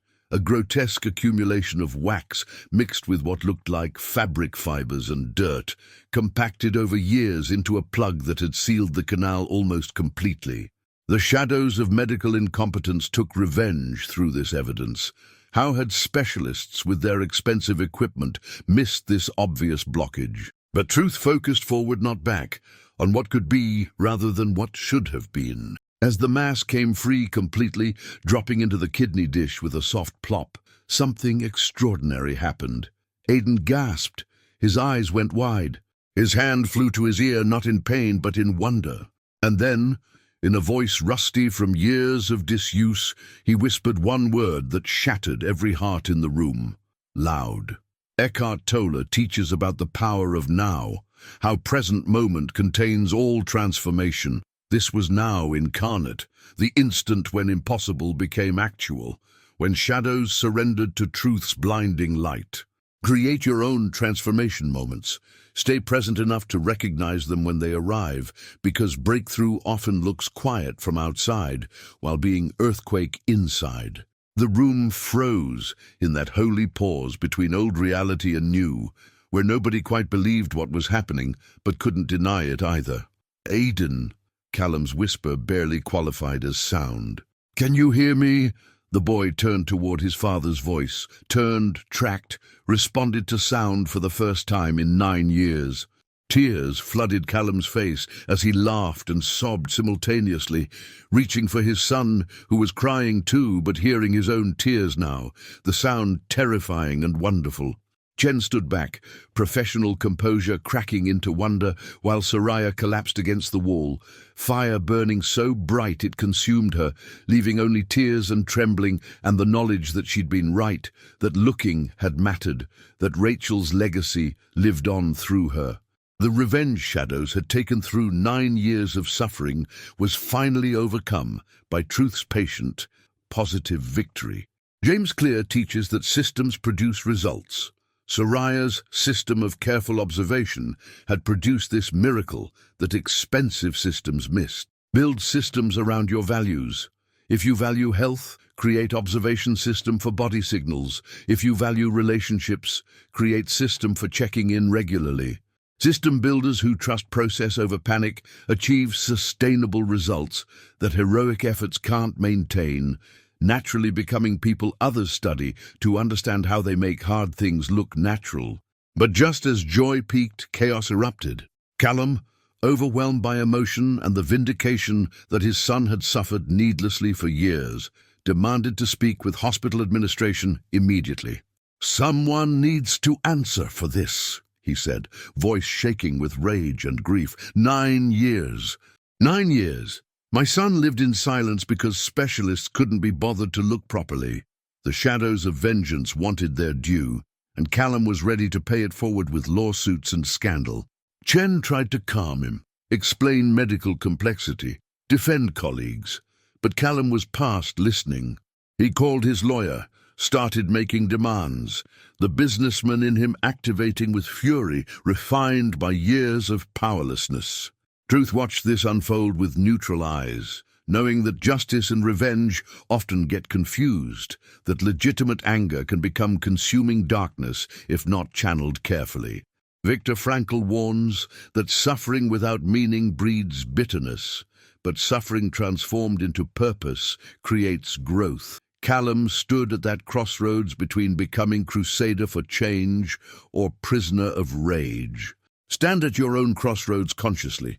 When wronged, pause before reacting and ask whether your response will create justice or just more pain, whether you're healing or hardening. Conscious responders who channel anger into constructive action become reformers. Unconscious reactors who just lash out become bitter. In the midst of Callum's tirade, Aidan spoke again, louder now, experimenting with his voice. "Dad! Dad! Dad!" Each repetition was discovery, his hand touching his throat, feeling vibrations he'd only felt before, now hearing too. The sound of his son's voice cut through Callum's rage like light through fog, bringing him back to what mattered. Not punishment of those who'd failed, not revenge on system that had broken them, but this moment of his boy hearing and speaking and laughing at the strangeness of sound. The shadows of vengeance lost their grip as truth reminded him, you can spend years prosecuting the past or start building the future right now. Napoleon Hill teaches about going the extra mile and maintaining positive mental attitude, even when wronged. Not naive positivity that ignores injustice, but strategic positivity that focuses energy on construction over destruction. Choose your battles. Some hills worth dying on, others worth walking away from to preserve your peace and focus. Battle choosers who distinguish between righteous fights and ego wars conserve energy for what actually matters, naturally accomplishing more than those who fight everything. Soraya watched this pivot with quiet recognition. She'd faced similar choice after escaping her abusive ex, could have spent years pursuing justice through courts that rarely protect women anyway, or could have chosen to rebuild and heal and become someone who prevented similar abuse for others. She'd chosen the second path, and watching Callum choose it now filled her with respect. "Mr. Doyle," she said softly, "you can fight them later if you want. But right now, Aidan can hear you. Don't waste this moment on anger at people who aren't even here." Her words carried weight of experience, of someone who'd learned that revenge is heavy and truth is light, that shadows feed on rage, but truth grows through love. Brené Brown teaches that boundaries are compassionate, that you can hold people accountable without making accountability your identity. Practice this. When wronged, take time to grieve and feel anger fully, then consciously decide what action serves your growth versus what just serves your wound. Boundary setters who act from healed places create change. Wound reactors who act from pain perpetuate cycles. The drive back from Dublin happened in a cocoon of stunned wonder, Aidan pressing his face to the window, listening to tires on asphalt, wind rushing past glass, his own breathing amplified in the car's confined space. Every sound was a miracle and an assault. His brain, struggling to process 9 years of auditory silence, suddenly flooded with input. He'd cover his ears, then uncover them, testing reality, making sure this wasn't a dream that would evaporate like morning fog. Callum drove in silence, punctuated by occasional glances in the rearview mirror at his son experiencing the world reborn, tears streaming continuously down his face, hands gripping the wheel to keep from pulling over and sobbing. Soraya sat in back beside Aidan, watching him discover sound, with an expression mixing joy and fury. Joy for this child's liberation, fury that it had taken a cleaning woman's eyes to see what specialists missed. The shadows of systemic failure took their revenge through this contrast. But truth was preparing to shine even brighter, exposing rot that credentialism had protected. Think about the systems you trust blindly, medical, educational, financial, governmental, and ask yourself whether you're vetting them through outcomes or just assuming credentials equal competence. Eckhart Tolle teaches that unconscious institutions perpetuate dysfunction through inertia. Consciousness disrupts by asking, "Is this actually working?" Question your own sacred cows. Which authorities have you granted unearned trust simply because they're supposed to know better? Truth seekers who audit their assumptions discover freedom from systems that serve themselves more than those they claim to help. They arrived home near midnight. The stone house dark except for porch lights Mrs. Patterson had left burning. Aidan stumbled entering, overwhelmed by sounds of door hinges creaking, floorboards groaning, the old house's nocturnal symphony he'd never known existed. He stood in the foyer making small noises, hums, clicks, whispers, enchanted by hearing himself, by the power of creating sound intentionally.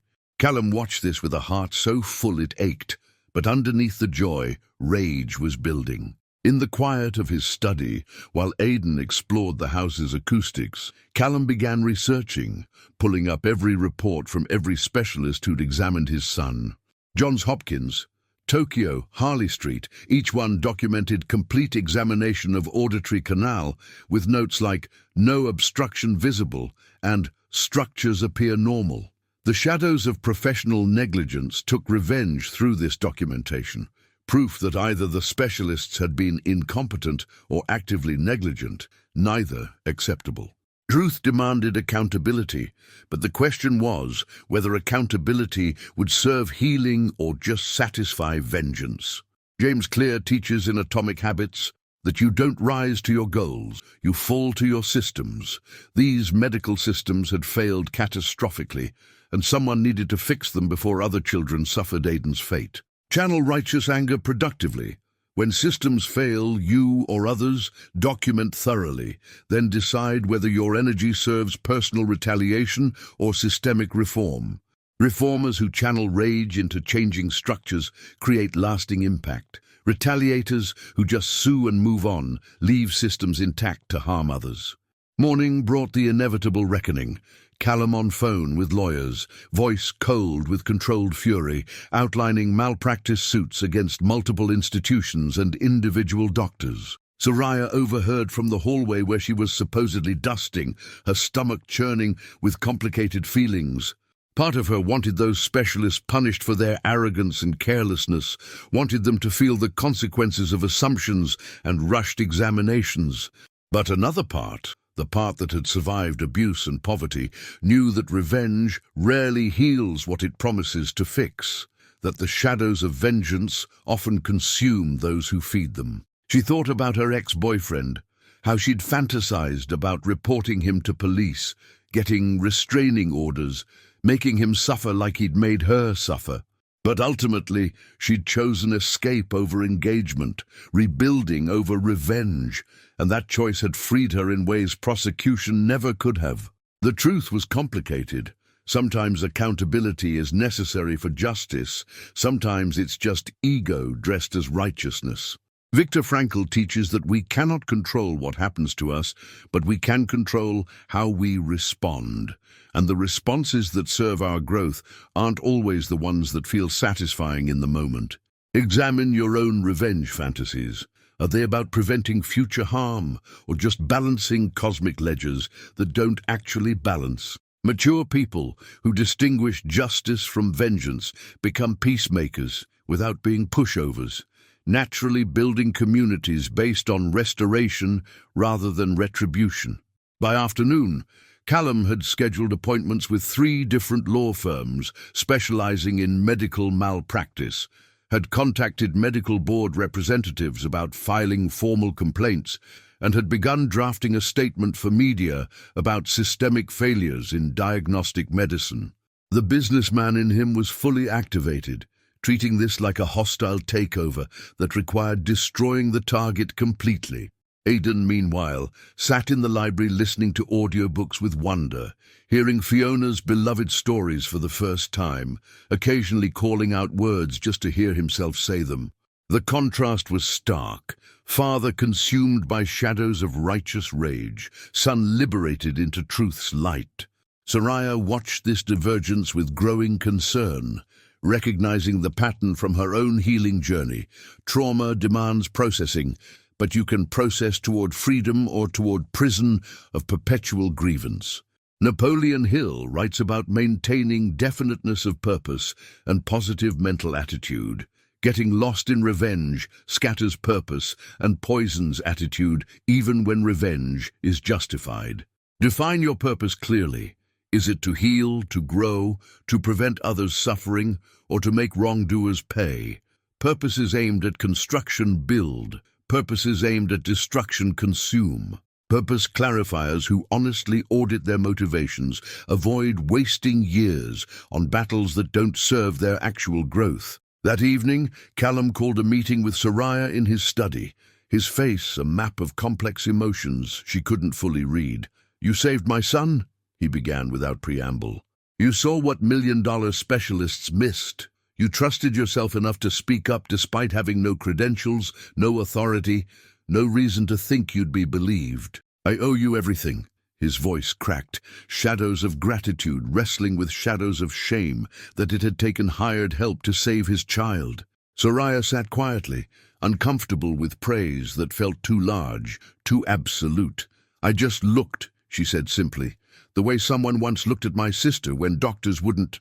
I'm glad I was right, but I could have been wrong." Truth spoke through her humility. She hadn't saved Aidan through heroism, but through simple attention anyone could have given if they'd cared enough to try. Callum shook his head. "You weren't just looking, you were seeing." "There's a difference." And there was. The difference between observation that confirms existing assumptions and observation that challenges them, between looking for what you expect and staying open to what's actually there. Brené Brown teaches that true seeing requires vulnerability, the willingness to be wrong about what you thought you knew. Practice vulnerable seeing. When looking at familiar situations, your marriage, your career, your health, actively seek evidence contradicting your narrative, not just confirming it. Vulnerable observers who stay open to being wrong about their stories Discover truths comfortable certainty obscures. I'm going to destroy them, Callum continued, voice hardening. Every specialist who examined him, every institution that failed us, they need to be held accountable so this never happens to another family. The shadows of vengeance spoke through his determination, understandable and righteous and potentially consuming. Soraya chose her words carefully, knowing she was stepping into territory that could cost her job. Mr. Doyle, can I ask what you actually want?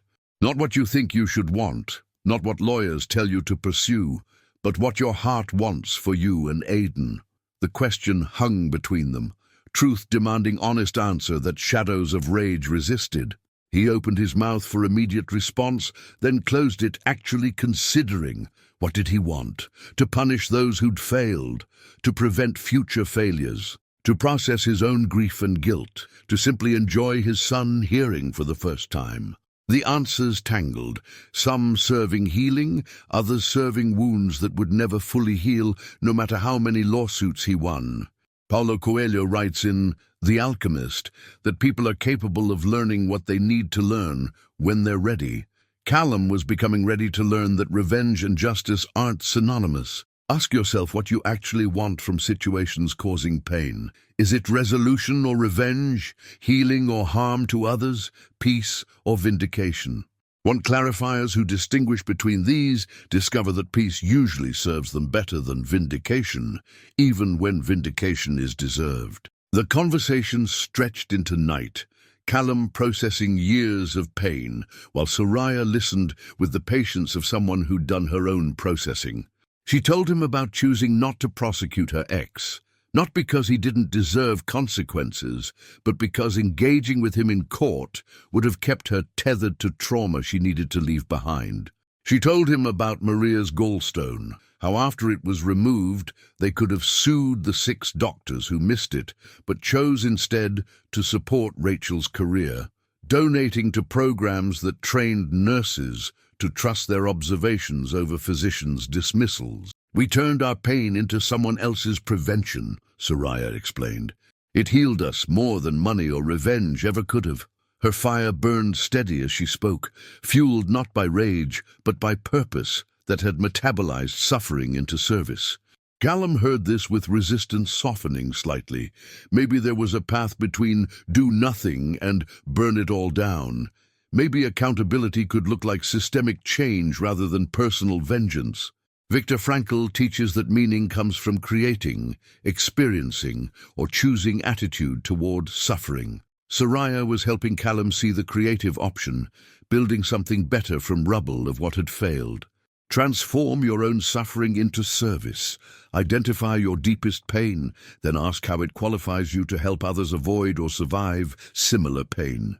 Suffering transformers who build from their wounds become healers and reformers, naturally attracting those needing the specific medicine their scars provide. Over the following week, Callum's rage evolved from uncontrolled fire into focused torch. Instead of suing everyone immediately, he hired investigators to understand how the blockage had been missed so consistently. What they uncovered was worse than simple negligence.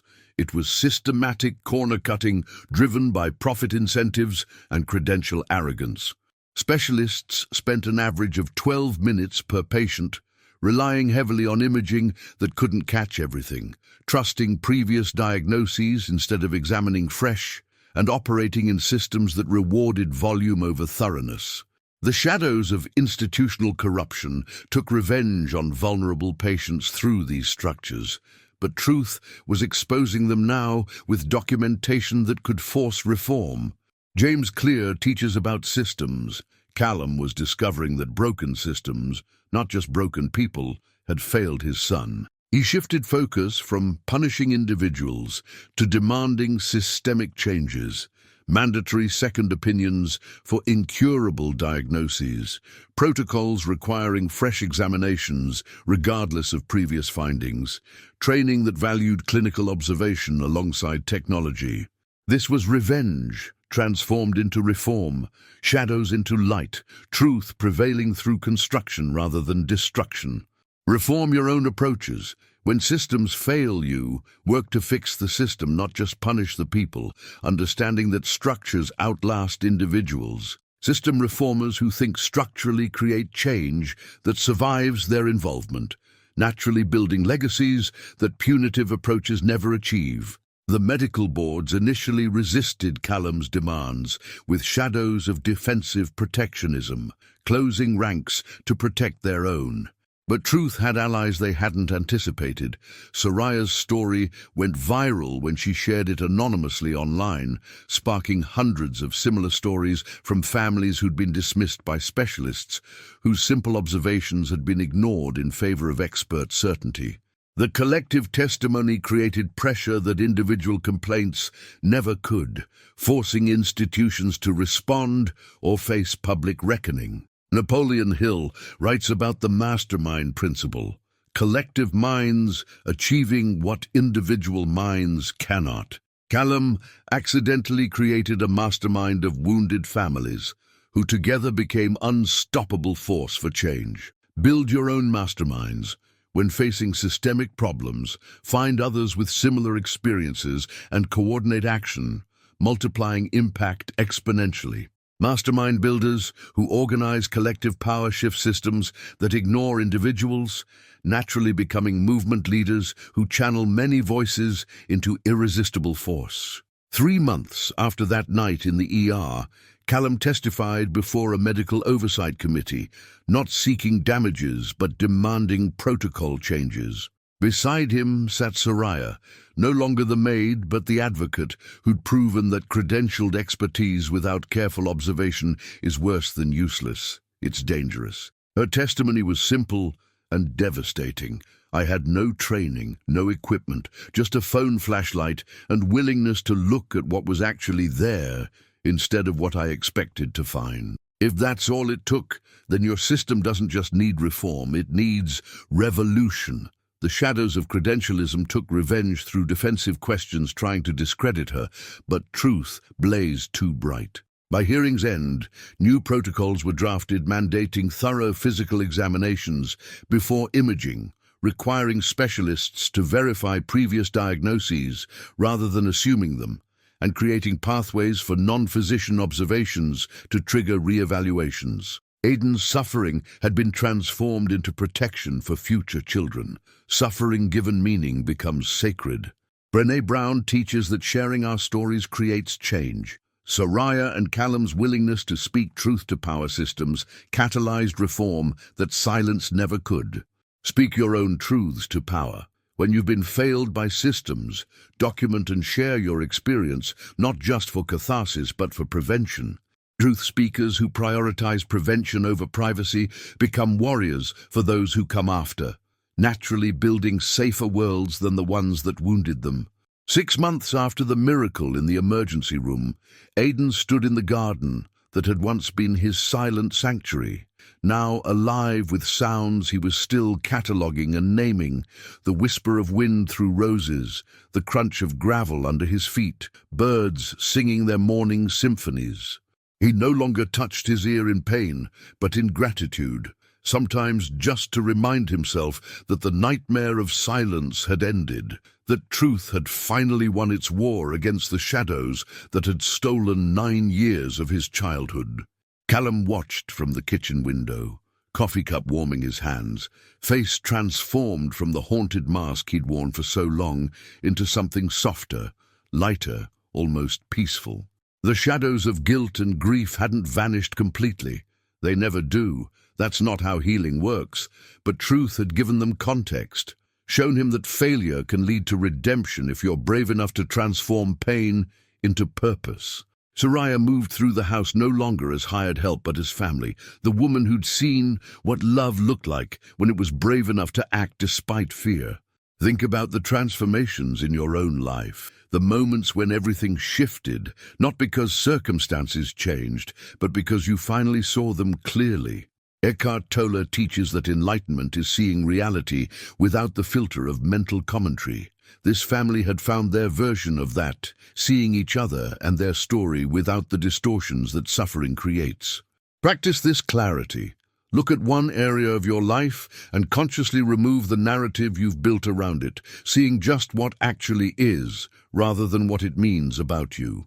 Clarity seekers who strip away stories discover that reality is usually less terrifying and more workable than the tales they've been telling themselves. The foundation Callum established, Seeing Beyond Credentials they called it, had funded 15 new diagnostic protocols in hospitals across Europe, trained over 300 medical professionals in thorough clinical observation, and supported 12 families navigating similar medical dismissals. Each success was a small revenge against the shadows of systemic failure, but more importantly, each was truth's positive victory, light spreading through darkness, one saved child at a time.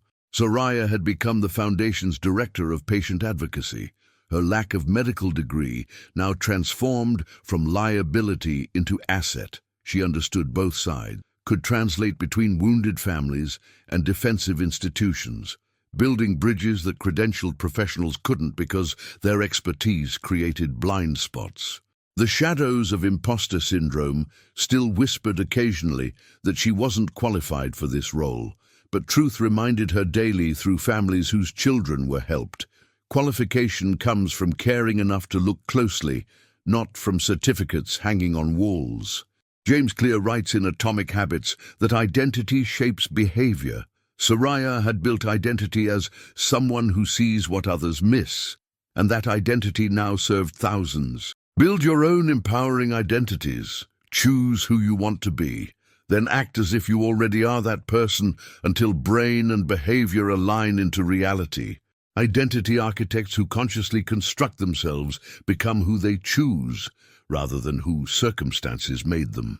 Aidan's voice, once rusty and uncertain, had strengthened through speech therapy that felt like play, singing sessions where he learned to hear pitch and melody, reading aloud to match written words with sounds, conversations with his father that could finally happen in real time instead of through writing and gestures. His favorite discovery was music, the complex layering of instruments and voices, creating emotional landscapes he'd never imagined during his silent years. He'd sit for hours with headphones on, crying sometimes at particularly beautiful pieces, laughing at the pure joy of Beethoven's Ninth or the Beatles' harmonies. Callum had bought him a piano, watching with pride as Aidan taught himself to play by ear, something the boy could never have done before, but that came naturally now, his brain rewiring to process the auditory world it had been denied. The shadows of lost time took occasional revenge through Aidan's questions. What did I miss? What sounds should I have heard? But truth offered comfort. Yes, he'd lost years, but he had decades ahead, and appreciation born from absence runs deeper than casual taking for granted. Viktor Frankl teaches that suffering ceases to be suffering the moment it finds meaning. Aidan's suffering had found meaning in his testimony before medical boards, in letters from parents whose children were diagnosed correctly because of protocols his case had inspired. Turn your losses into lessons publicly. When you survive something hard, share not just the survival, but the wisdom it taught you, multiplying meaning through others' benefit. Meaning multipliers who share their hard-won insights, heal themselves while helping others, creating positive feedback loops where everyone rises. The legal settlements came eventually, not through vengeful prosecution, but through mediated agreements where institutions admitted failures and committed to reforms. Callum could have fought for punitive damages, could have destroyed careers and reputations, could have let the shadows of revenge feast fully. But he'd learned from Soraya and from his own journey that truth serves better than vengeance, that systemic change matters more than personal satisfaction. The money from settlements went entirely to the foundation, creating an ironic loop.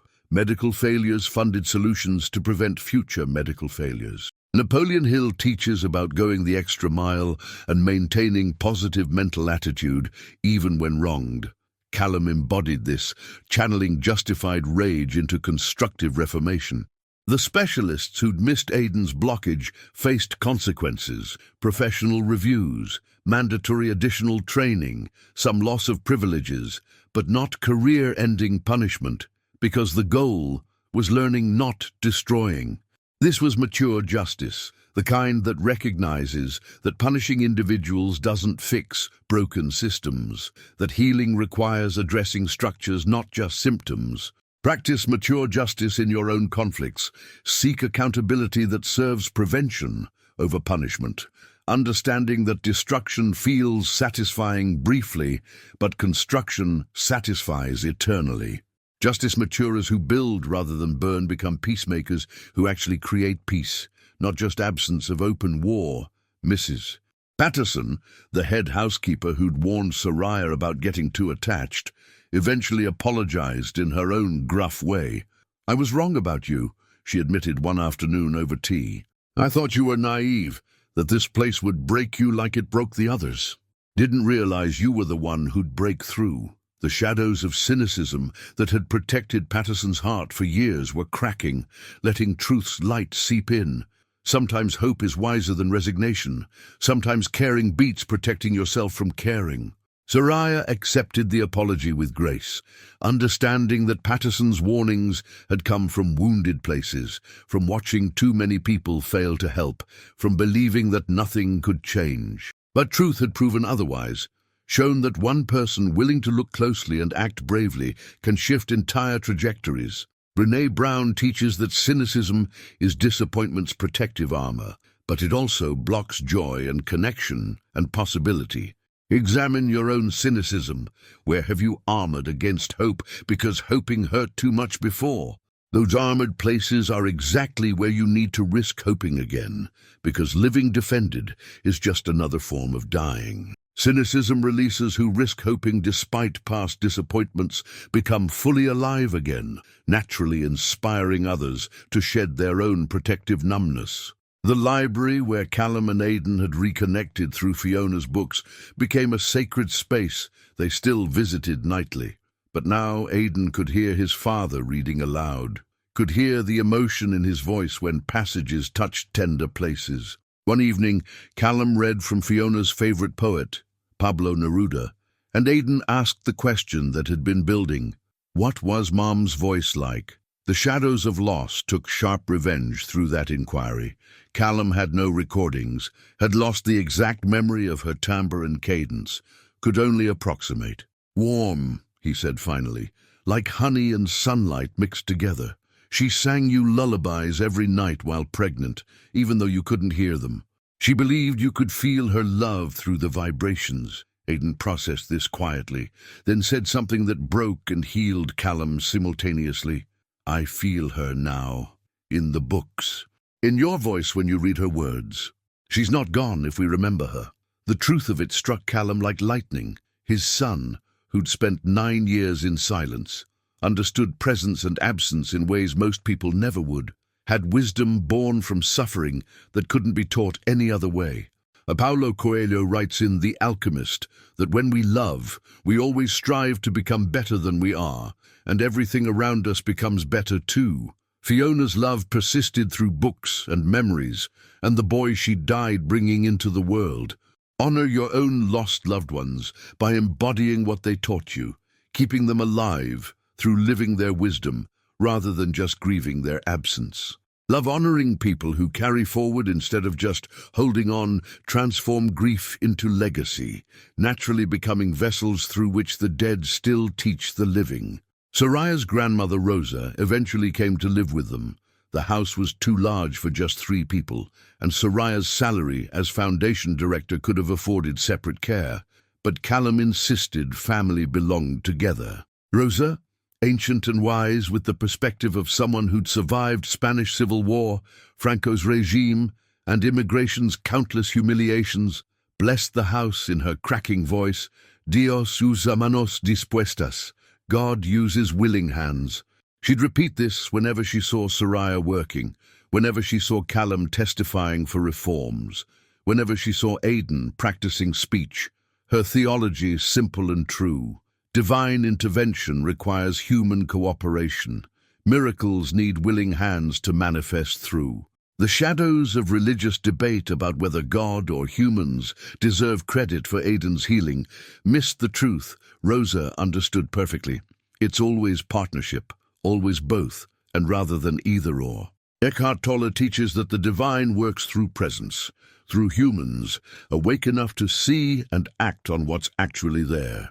Become willing hands in your own sphere. Where is help needed that you're qualified to give simply through caring and presence? Willing-handed people who show up when needed become channels for whatever divinity is, manifesting grace through simple service. A year after the healing, Aidan gave his first public speech at a medical conference where Callum was presenting about diagnostic reforms. The boy stood at the podium, voice still carrying traces of the rustiness that 9 years of silence had created, and spoke truth that silenced the room. I don't hate the doctors who missed what was in my ear. They were looking at their screens, and their training told them I was hopeless. But I hope they learn that sometimes the answer isn't in technology or expertise. Sometimes it's in caring enough to really look at the person in front of you. My miracle didn't come from a hospital or a specialist. It came from a woman who cleaned floors, but saw me. The audience of medical professionals sat in uncomfortable silence as shadows of their own potential negligence took revenge through conscience. But truth was there too, offering redemption. It's not too late to change, not too late to prioritize thoroughness over efficiency, patience over protocols. Several doctors approached Aidan afterward with tears, sharing their own misdiagnoses, committing to never let credentials blind them again. James Clear teaches that identity change requires evidence. Aidan's story became evidence that made identity change possible for doctors willing to shift from "I am an expert" to "I am a servant who happens to have expertise." Provide evidence for others' positive identity changes by sharing your story vulnerably. Testimony transforms people when lectures leave them defensive. The garden where Aidan had once cried in silence now hosted quarterly gatherings for families whose children had been helped by the Foundation's work. Parents and kids would fill the space with sound, laughter, conversations, tears of gratitude, stories of doctors who'd finally listened after being trained in new protocols. Soraya would move through these gatherings watching truth multiply. Each healed child, proof that her choice to look and speak up had mattered beyond Aidan, beyond one family, rippling outward in ways she'd never imagined when she was just a desperate woman taking a housekeeping job to pay for her grandmother's care. The shadows of her past, abuse survived, poverty endured, dismissals weathered, had been transformed completely into light that helped others find their way out of similar darkness. Viktor Frankl's entire philosophy lives here. Suffering without meaning destroys, but suffering transformed into service redeems both the sufferer and those they serve. Transform your own past completely. Take your 3 worst experiences and explicitly connect each to how you now help others avoid or survive similar pain. Transformation completers who close the loop from wounded to healer discover that nothing was wasted. Every pain prepared them for purpose. On quiet evenings when gatherings ended and house settled into night rhythms, Callum, Soraya, and Aidan would sit in the library. The father, who'd learned that empty hands receive miracles grasping ones cannot. The advocate who'd learned that credentials matter less than caring, and the boy who'd learned that silence and sound are both gifts if you're present enough to receive them fully. They didn't talk about the miracle much anymore. It had integrated into their normal, become the foundation they built from, rather than the peak they climbed toward. The shadows of the past, still visited occasionally through Aidan's nightmares about silence returning, Callum's guilt about years lost, Soraya's hypervigilance from trauma survived. But truth was stronger now, had proven through daily living that light wins not through one dramatic victory, but through consistent choosing to see, choosing to act, choosing to forgive, choosing to build rather than destroy. Napoleon Hill's entire Think and Grow Rich philosophy culminates here. Riches aren't just money but peace, purpose, connection, meaning, and the knowledge that your life served something beyond yourself. Measure your own richness accurately. Count not just bank balance, but lives touched, wisdom gained, love given and received. True richness counters who measure broadly become wealthy regardless of circumstances, naturally attracting abundance in all forms through gratitude for what already overflows. The final truth that emerged from their journey was this: miracles aren't supernatural interventions that bypass natural law, but natural potential seen and activated by people awake enough to look beyond what they're told to see. Aidan's healing wasn't God reaching down from clouds with magic wand. It was God working through Soraya's eyes, Doctor, Chen's willingness, Callum's surrender, and a system finally humble enough to admit its failures and change. The shadows of either-or thinking wanted revenge through debates about whether this was medical miracle or just medical incompetence corrected.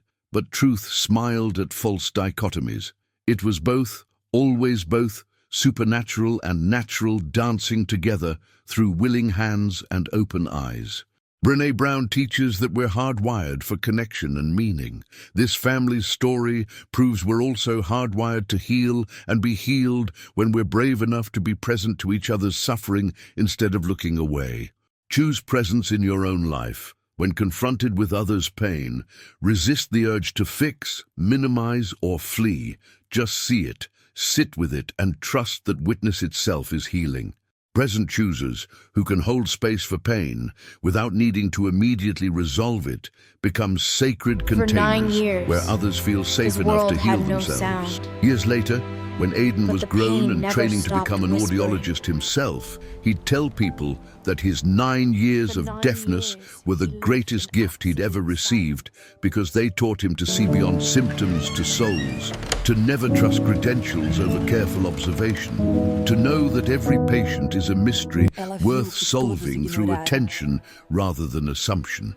The shadows of those lost years had been completely transformed into truth's positive light, proving finally and fully that nothing is wasted when it's offered to purpose larger than personal comfort.